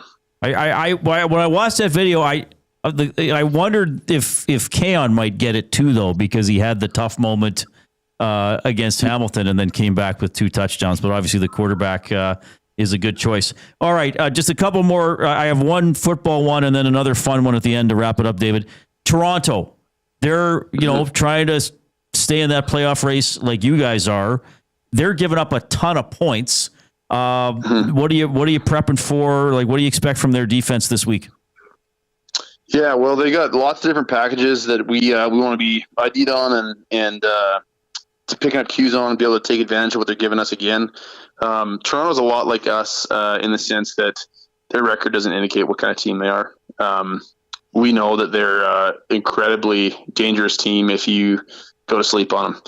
And defensively, they got all kinds of weapons. Their front seven is formidable front seven, and we want to make sure that we can take care of that as our group with the running backs and quarterbacks. So it's Toronto's a great group. You'd be an absolute foolish professional if you go into that game sleeping, thinking that that's going to be a win or otherwise. So you gotta play your A game against them, and we're going to definitely be doing that. Much like we asked Cody Fajardo last week and Kion Julian Grant last week as they were facing their former clubs, have you noticed as an offensive lineman, you have 4 massive humans coming at you, of which 3 of them played for the Toronto Argonauts last year. Have you noticed a little extra pep in their step in this week's prep for the game? You know what? That's a good question. I don't know if I'd get a beat on that particularly, and I will say credits to them for that, because preparing like pros every single week. And that's not to say that they're not putting in full effort this week. It's just that they put in full effort every single week. I think of those guys like Robbie, Jake, Royce, Brink. Like those are all studs, great players, all-star calibers, and they prepare like pros every single week, and this week was no exception. All right, I started with a lighter question about video games. I'm going to start with a lighter question about running. My colleague here, Jason Milne, who, like you, is a Golden Bears football alum, he is running the half marathon on Sunday. I don't know if you knew that. He's going to run his first ever half marathon. You're an incredibly fit football player. What's the farthest you think you could run? And would you ever like to do distance running if you don't already? Yeah, it's funny you ask that. I got some family members just been doing some triathlons lately, and shout out to my sister for that. So yeah, that actually conversation has come up recently, and that is something I would like to do at some point in my life once I shed some of this weight after football's over. So that'll be a down the road thing. But as of right now, I will keep it short and sweet. I am too heavy to be running long distances right now. Okay. David, it's always a pleasure to have you on the show. You're always very honest and always very positive. So all the best against the Argos. Let's get another win there, man. Appreciate it. Thanks, guys. David Beard, Elks Center, checking in here on the Reid Wilkins Show with Jason Milne. Well-spoken guy. I mean, I've been talking to him since he was a Golden Bear and was a prospect for the CFL, and then he became a CFLer. Every answer was good. But clearly, and you and I have talked about this, the belief in Fajardo and the belief coming not just from, he did it for us on Friday. Hey, he's done it in the Grey Cup. Like, let's give him a chance. Let's give him a chance. Defense, get us the ball. Offense, do whatever you can. Get open. Block for that extra 1/10 of a second. Like, let him make a play. So that stood out to me. I think that's kind of what I took out of that from David. And, of course, you had to ask about the run game. Because, they've had a couple games this year where their lead running back finished with 0 or single-digit yards. Yeah. That's concerning. But he did say, and you and I, we noted it watching the game during the Nasty Bash on Friday at the St. Albert Rugby Club, that they're giving up these throws that the Elks can get 10 to 15 yards. They're long throws. They were probably 60-yard throws to get 10 to 15 yards. Sure. But they were giving them up. And you pointed out, McSimic just was like, hey, we won't call a running play in the second half. We're not going to hit our head against the wall. Well, you can't cover everything. If you're going to shut down the game, the run game, that is, it's going to open up something else somewhere in the field of play. It just has to. You cannot simply cover everything. Right. So I gave credit to Jordan McSimic for saying, well, the hell with this. It ain't working. They're obviously game planning to shut this down. Yeah. And truthfully, maybe myself included, maybe I don't give that game plan enough credit to say that, no, Montreal came in with a game plan to say we're not going to allow them to run. But kudos to the Elks for figuring that out and saying, okay, well, we're going to scrap this half of the playbook and just go to what they're offering us, which was those short out routes. And eventually in the fourth quarter, short little swing passes get Justin Rankin the ball. I mean, his biggest play of the game was off of a screen pass. Yeah. Right? So you have to find ways to get him the ball, and I thought they did a pretty good job of that. Now, of course, David said, we're pros. You don't sleep on any team. You don't look at records. We can do it. Yes. The Toronto Argos have given up 292 points. That is far and away the most in the CFL. Per game, if you divide it by a couple teams, okay, it might change it a little bit. But you saw it against Ottawa. They sure as heck couldn't get a stop when they needed it about 6 times. Right? Well, and you look at this Elks defense that, the injury report came out this afternoon, and it looks like Royce Metier, their safety, who came over from Toronto, was limited at practice, or was full at practice today, and is listed as available for the game. So that would be a big boost for them as well. Yeah, and Toronto does score. They did a lot against Ottawa, but this is, the Elks. I'm not going to say it's a must win, but you got to have this one. Look, 2-6 is not a good record. So, and as I've been saying, for me to believe that they can make the playoffs, they got to get to 5-7 at the end of the Labor Day rematch. That's winning 3 of your next 4. So you have to jump on this Toronto team. You know what? I think you just don't even say they got to win this game. They got to dominate this game. You look at that, 292 points against. The Elks are now putting up points. They are driving the field.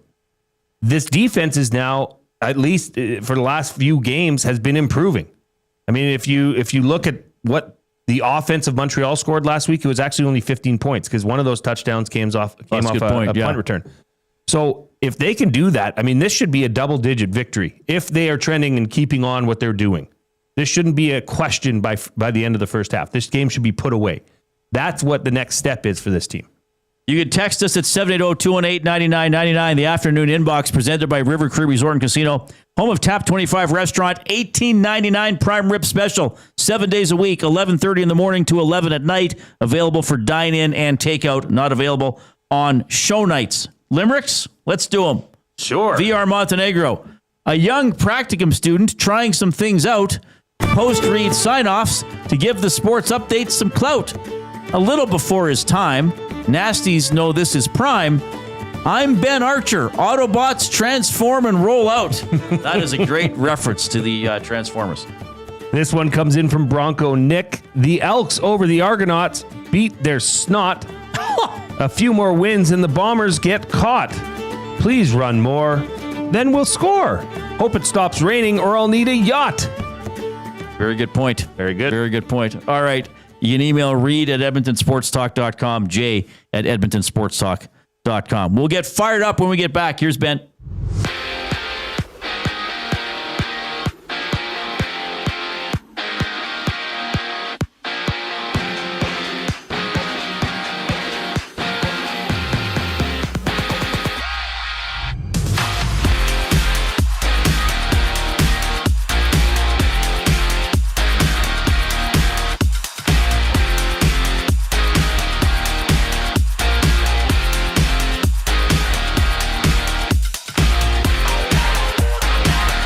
The Blue Jays take on the Cubs again tonight in Game 2 of their 3-game series. That's their 5-1 win yesterday. Gosman gets a start for Toronto. Horton for Chicago. That game is underway as we speak.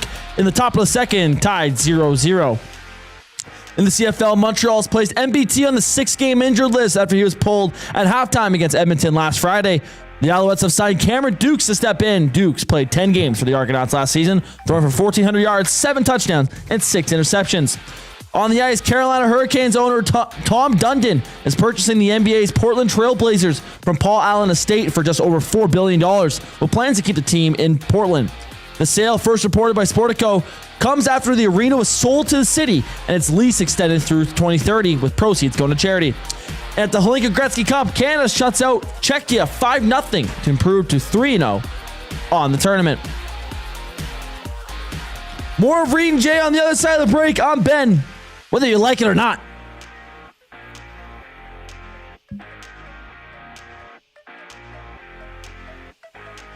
/ draft pick by the Oilers was the biggest blunder to hinder them from winning the cup. I'll put Lucic signing. I think the Jack Campbell one's pretty obvious. Big Uke says Shirelli in general. But that could be it. I mean... And that's a good point. He goes, because he kind of started good. It did start. Doyle Stream, presented by Boston Pizza. Monday, Wednesday, and Friday afternoons at noon. Only on Edmonton Sports Talk. Your clear choice for Edmonton sports. Summer in Edmonton means 3 things: warm weather, long nights, and plenty of sports. From the lake to the links, you can boost your summer fun with hundreds of casino games, live betting on your favorite sports teams, and access to popular lotteries. All in one app, anywhere in the province. Download the Play Alberta app today and deposit $20 or more with promo code YEG50 to claim a $50 free bet. That's promo code YEG50 for a $50 free bet on us. Redeemable once per Play Alberta account. Remember, if you gamble, please use your game sense. Avocado and feta dip, passion fruit cheesecake, and cocktails that taste like summer in a glass. Try the new feature menu at The Banquet. Refreshing, craveable, and made for sunny days. The Banquet. Get real. Play hard. Get ready for royalty with Elvis Presley and Elton John tributes at River Cree Resort and Casino. All Shook Up pays tribute to the 3 eras of Elvis in one magical show on August 17th. And catch Elton Ron, a tribute to Elton John, live on August 29th. Elton Ron will give you a taste of the Rocket Man in Canada. Get your tickets for both shows at rivercreeresort.com. Okay, 2 kids, 2 backpacks, lunch bags. Wait, where are the school books? Back to school doesn't have to mean the everyday rush and stress of looking for your kids' items. Have more zen in your mornings. Find space for your family's needs with Sentinel Storage. Go back to school with 4 weeks free. Reserve your space today and find the peace of mind your morning needs. Visit sentinelstorage.ca. Buy Canadian, store Canadian.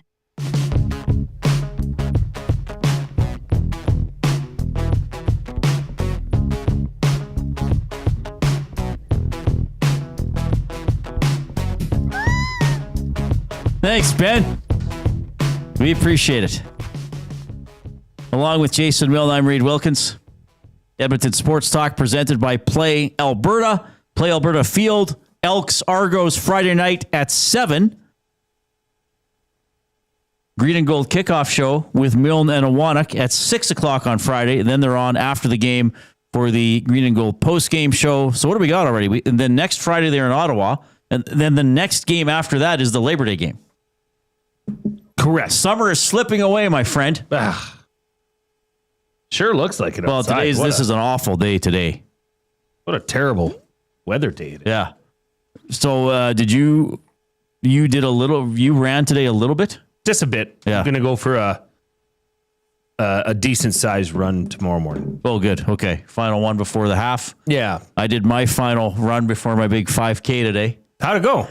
I did 4K on my treadmill because when I was about to go in the morning, I checked the radar. It wasn't raining, and this cloud was right on the edge of Edmonton. So I ran on my treadmill, which I haven't been using as much lately. I think if I'd gone down to the River Valley, I probably would have made it. But then it's been pouring most of the day. I guess since about 9 or 8:30. So yeah, I'm fine. I mean, my feet get a little cranky.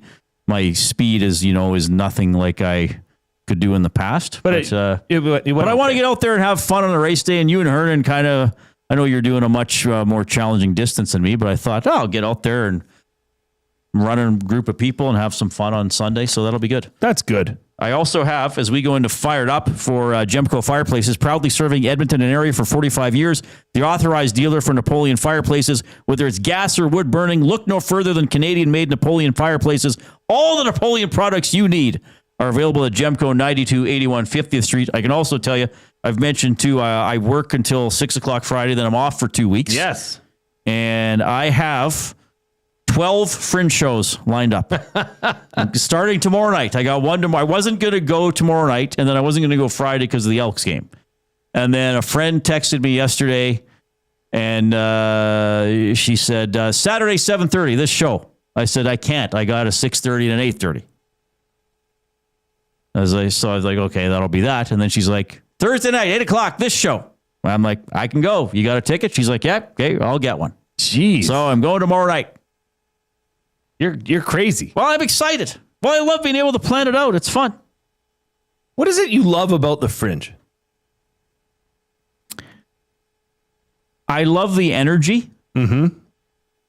I love the live theater itself, that you can go see anything, and sometimes you don't know what you're going to get. And it might be memorable. Yes, sometimes you might get a bad one, but it's people who aren't there to get rich or get fame. Well, I guess Colin Mockery is famous, but he's at the Fringe.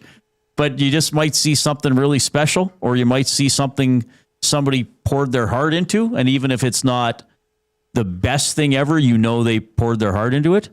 I like, the being in that part of town still in the summer, around White, like still most of it is condensed around the Arts Barns there, or the Westbury Theater, whatever it's called now. That's what I was going to say to you, because you said there was something at the Shamrock. You said there was something at the Garneau. I was under the impression that the Fringe all happens around the old farmers market in Strathcona. Most of it does. Most of it's within probably 4 or 5 blocks of there. Okay. But there are venues. I mean, there's some that go there out to there have been venues to the Fringe areas. There have been venues downtown, like the Roxy on 124th has been a venue. I mean, we could have Edmonton Sports Talk as a venue. We could say, hey, we want to be in the Fringe program and help market us. Here's our money. And we could do a show in the lobby for 20 people. No thanks. Well, I now have an idea. Unless you're in it. Well, obviously I would be in it. Do you think we could just do this as a Fringe show? I don't know if people would come and pay to see this. We'd have to do something a little extra. Well, obviously. We couldn't just do this show, but we could, like, if we scripted it. Yeah, we'd have to come up with some sort of a shtick, right? And one of us was a murderer and was slowly trying to murder their co-host. Well, that's nice, Jay. I didn't say I'm the murderer. Well, I think, so that I'm a killer. They'd have to decide who it is. That's great. I think we might have something there. Okay, Fired Up. Yeah. Gemco Fireplaces. It happened again. I got cut off. And this time I was in a vehicle. Last time, as you all know, it was at a grocery store. When another line opened up, I was next in line. And I wasn't even afforded the opportunity to say, yeah, sure, I'll go over there. Somebody butted in front of me there. Well, guess what happened today? After I worked out, went and got an iced coffee at McDonald's. Great iced coffee. The line, and this was at 12:15. So this is a lunch hour time. Okay. So there's probably more than usual people in the drive-through line. It had come out and then it bled into the parking lot. So, you see people there and okay, I'm going to go around the wide side of the parking lot and get in line. Well, about 4 cars ahead, somebody came through the middle of the parking lot and was trying to nose in. Now, do you understand what I'm saying? Is this making sense to you, Reid? Sure. You know what I'm talking about? I was in line on the back side of the parking lot. Right. I wasn't near the door to McDonald's. Right. Because that's where the line suggested to go. Right. But for some reason, this person thought, well, my time's more valuable than anybody else. All the 5 cars that are lining up like civil human beings. Right. They're lined up properly. And nobody, the 2 cars didn't let this person in. And then it was me. Right. I'm like, oh gosh. What are you going to do? What am I going to do? But maybe he knew he should have been last. She did not. Okay. I rolled down my window and I went, I pointed you gave back. the thumb to the back of the line. And then I said, look, I used my fingers. Wow. I pointed my eyes and I gestured. You're aggressive. Well, this has happened enough. I'm the glue guy, not the cut in front of me guy. I can only take so much, Reid. Barely. I pointed with my fingers to my eyes and I said, look. And she what? I don't know. Like, come on. This was not a 16, 17-year-old person. This was a grown adult that knew exactly what the hell she was doing. Right. Be better. So did she go to the back of the line? Or no. Wait? She went in front of me. She just went in front of you. Because it would have caused an accident if I didn't stop and let her in. So she just drove in front of you. Oh, yeah. Yeah. Oh, yeah. And I mean, that's just deplorable. Why? Yeah. Use common sense. Don't be a prick and go to the back of the line like the rest of us. Yeah. That's like the one bad apple that ruins it for everybody. Yeah. Because now everybody's ticked off. Now they're like, oh, well, why'd she get in? And I'm the guy stuck holding the torch saying I didn't let her in. I'm sorry. So I just don't know. I'm really sorry, buddy. You're really fired up. I don't know how much more. Goodness. I don't know how much more I can take of this. These are not hard rules to follow. No. These are rules of law. It's rules of civilization. Right. Yeah. I feel you. Yeah. I'm fired up about? What? Goat Simulator. Do we have it? Let's see it. Goat Simulator. So if you're on YouTube, well, if you're not on YouTube, all right. So a goat just got hit by a vehicle. That's the game. What a pleasant game, Oh, Ben. so the goat's dead, right? Thanks, Ben. What an awesome game. No, the goat is now climbing. No, it's all over the place. Is this edited? Yes. So you control a goat. He's running into stuff. He's climbing a crane. How's he climbing that ladder? He's knocking over a picnic table. He's still climbing the ladder to the top of the crane. Very unrealistic graphics. Well, no, they're okay. Now he's been hit by a car. Gosh. He's flying through the air as if he's been punted. He's landing on top of a tunnel, an underpass. Oh, and he's scratching his butt. You see that? He's got worms. So this is Goat Simulator. If you're, I seriously, if you're on one of the audio streams, iHeartRadio or TuneIn Radio, I suggest you hop onto YouTube or when you get home or have computer time, look for this at 5:35 p.m. It is Goat Simulator. So people are playing this game. You're a goat and you go around and you have adventures. He falls off the crane, he bounces, and he's fine.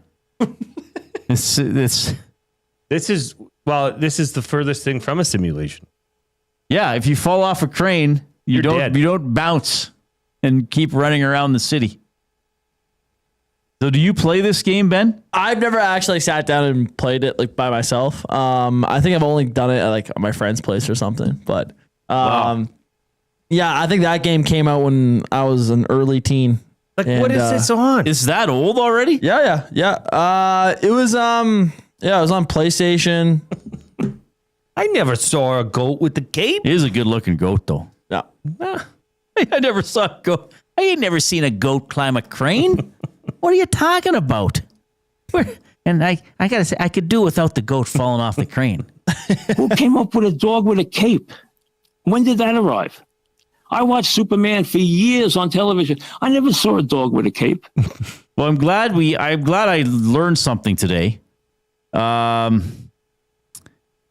19 says we need Reid to play this on the EST Twitch channel. That I would do for maybe 15 minutes. Easy E says it takes a skilled player to get a high score on Goat Simulator. Do you actually get a score? Yeah. Can you actually finish the game? I When don't know I if you played ever God of finished the War a game. few years ago, I finished the game. I completed the story. I think it's kind of like GTA, where it's just like endless. You just keep going. How big is the world he goes around? I don't know. I've never really explored. Okay. Seems like a lot of holes. Does he in this make goat noises? Does he make like a bleeding noise? I don't know if he makes a bleeding noise, but it's a lot of. Yeah, that's bleating. That's a not bleat. bleeding. Oh, sorry. Bleeding. Bleat. Yeah. Bleat. Yes.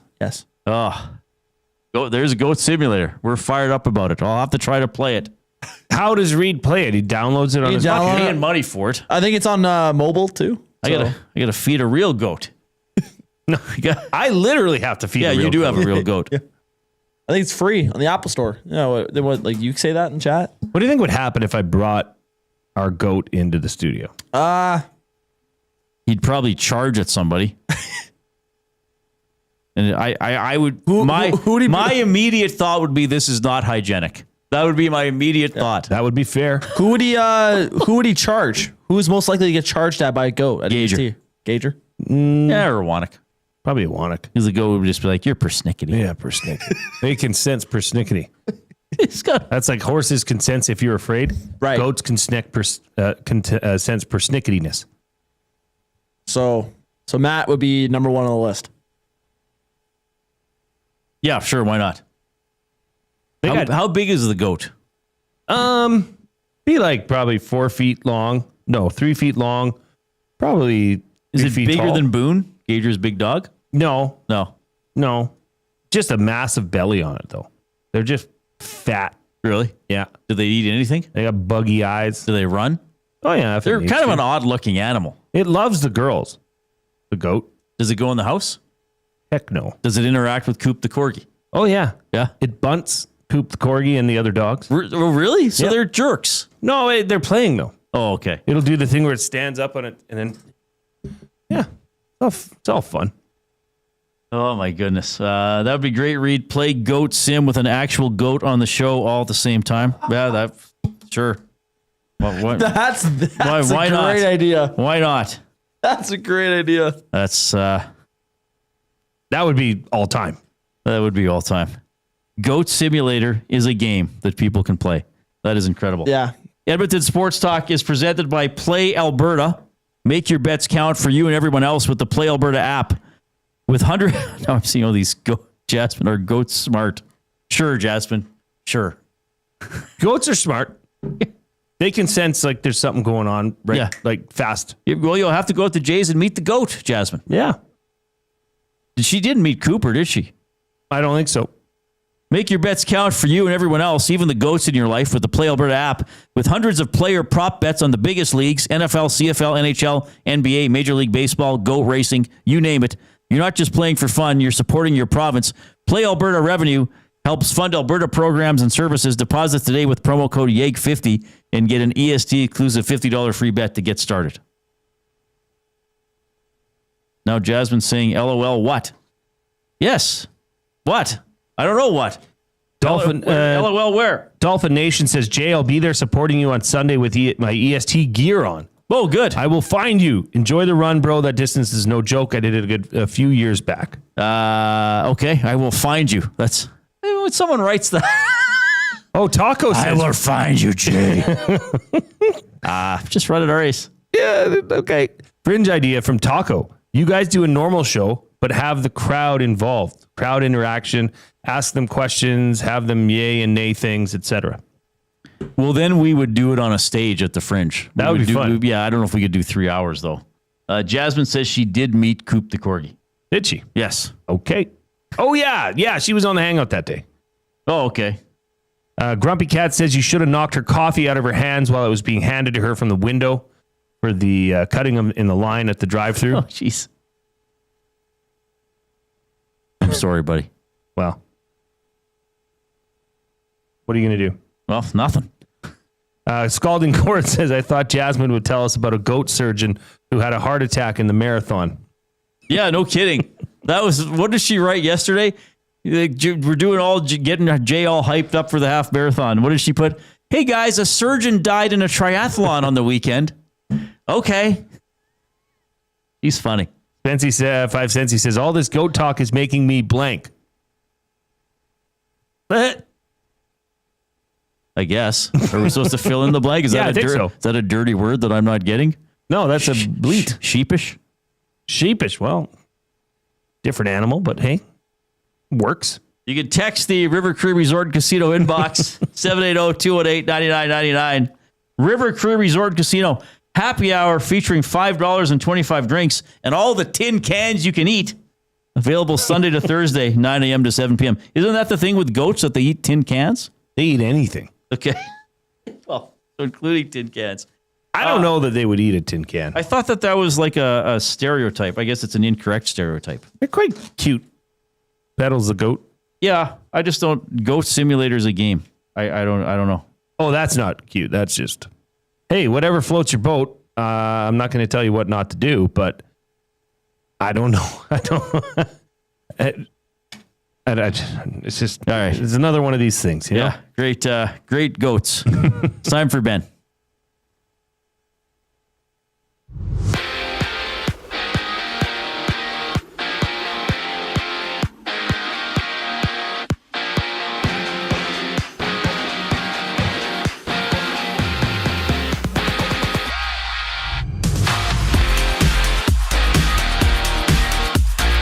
The Blue Jays face the Cubs in Game 2 of their 3-game series after winning yesterday 5-1. Gausman takes him out for Toronto. Horton for Chicago. It is currently 1-0 at the top of the third inning. 2 outs.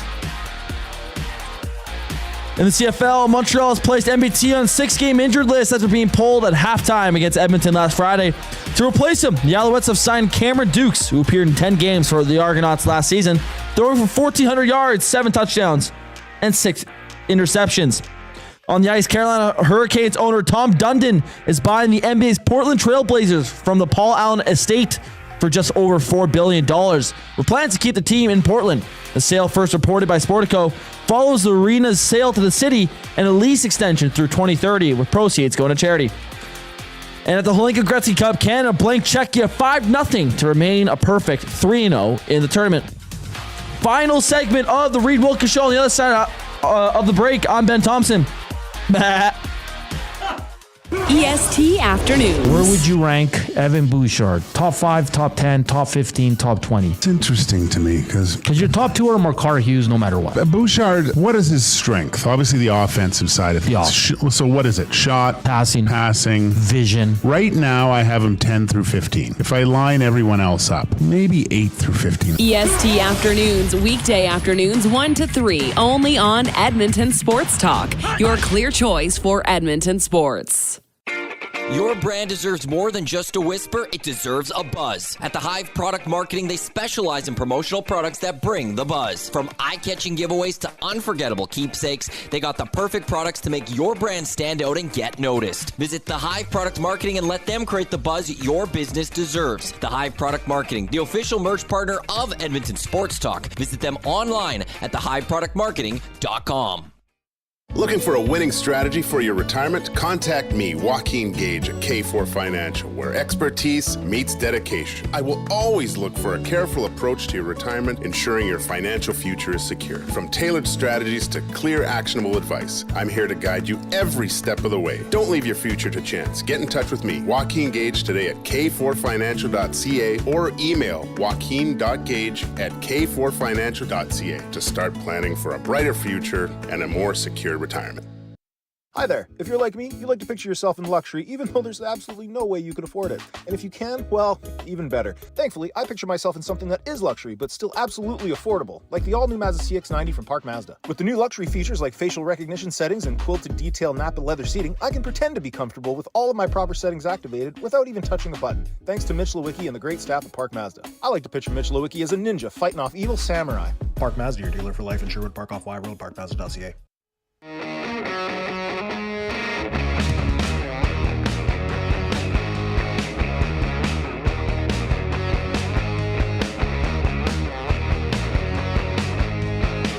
You Ben? Rainy day here at Edmonton. The Edmonton Stingers tomorrow play in Calgary. Single elimination game in the CEBL. We had their head coach and GM Jordan Baker on the show yesterday. Riverhawks were eliminated last night, 5-2 rain delayed loss to the Bellingham Bells. So you were there, Jay, to a point. How did they suspend the game as soon as there was lightning in the area? No, there was lightning visible for quite a while. It was the actual, when the rain started falling heavier, was when they delayed it. Okay, so they don't have a lightning policy like the CFL with 10K. That was brought up. Right. It was brought up. I'll just say that. Well, it's what it was, when the CFL, that lightning was damn near at the airport. Right. And, there's lightning in the area. We better delay the game. This was lightning that was coming directly towards the stadium. Right.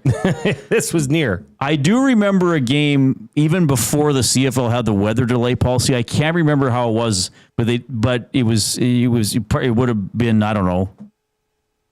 I want to say 10 to 15 years ago, but I might be a bit off.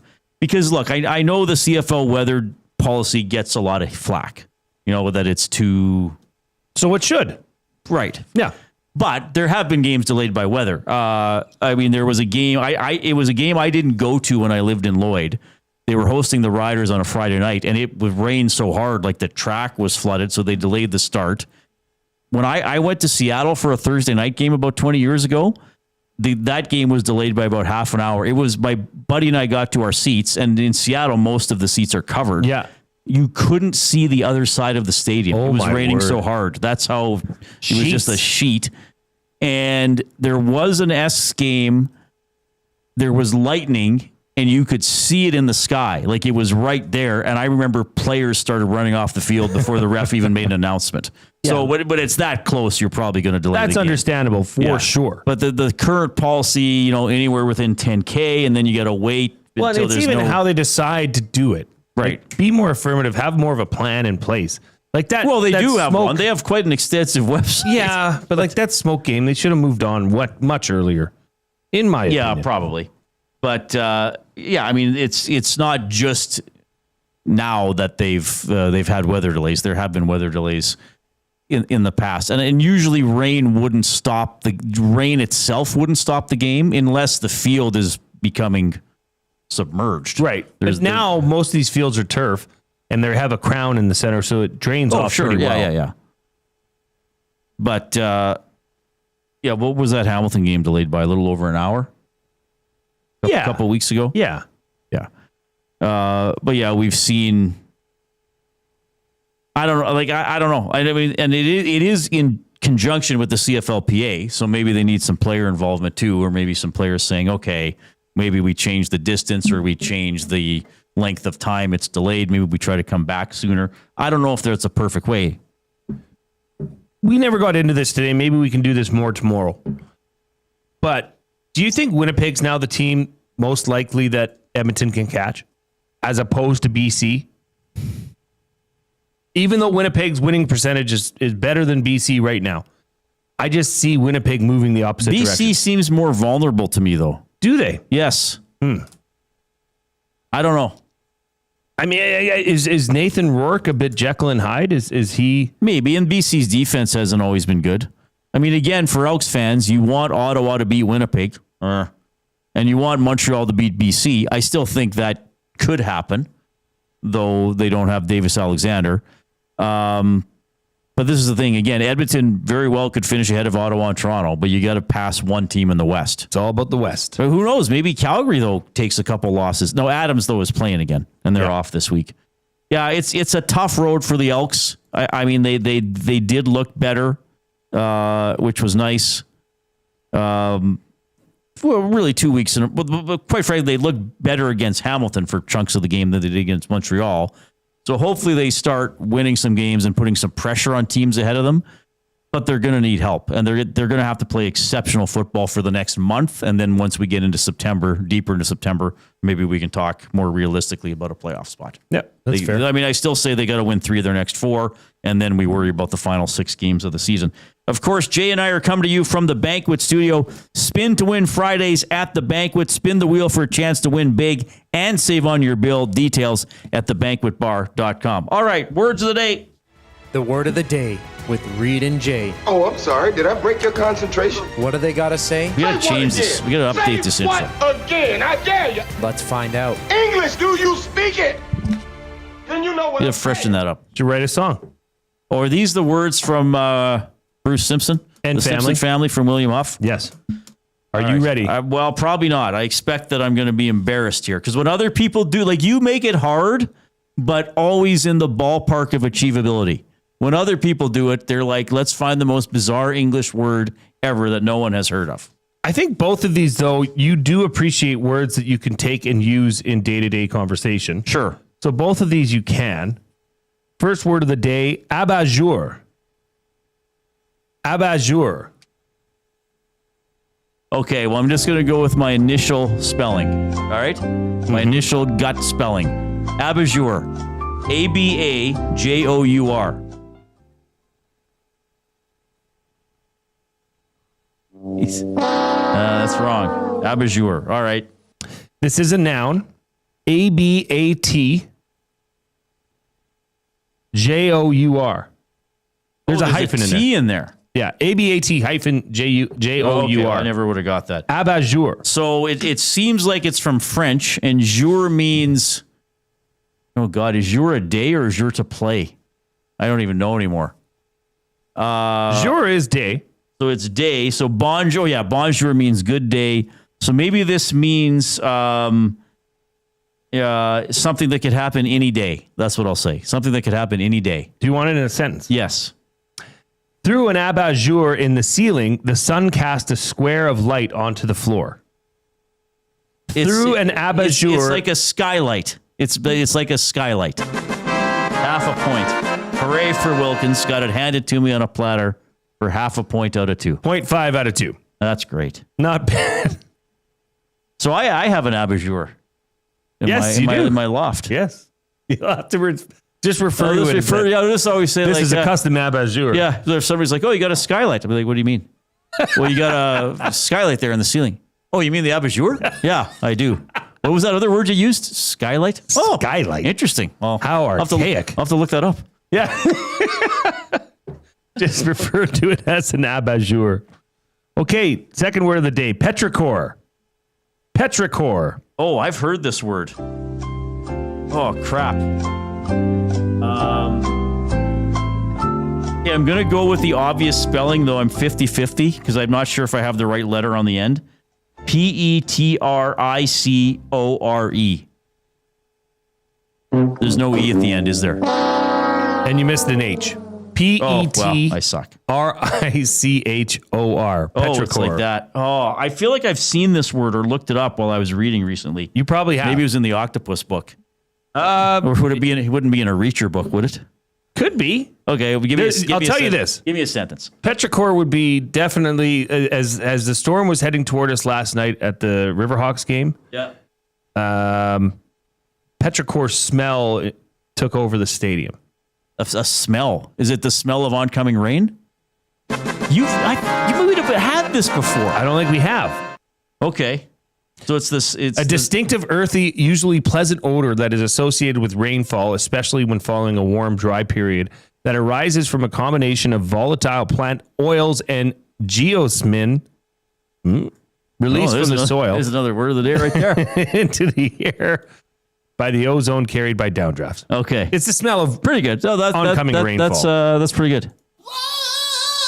So 1 out of 4. Well, I got half points for both definitions. Well, I think the Simpson family will have to keep them coming till you beat them. Tomorrow, Past the Pantry Athlete of the Week, Ken Davison, 80 years of age, in studio. I think it's either Marathon 137 or 136. He told me earlier today, but I didn't write it down.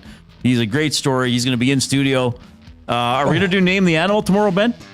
Of course we are. We're going to do Name the Animal tomorrow as well. We'll probably come up with another guest and talk a lot of Elks as we get ready for their game on Friday. On behalf of Ben Thompson and the glue guy, Jason Milne, I'm Reid. Have a great night.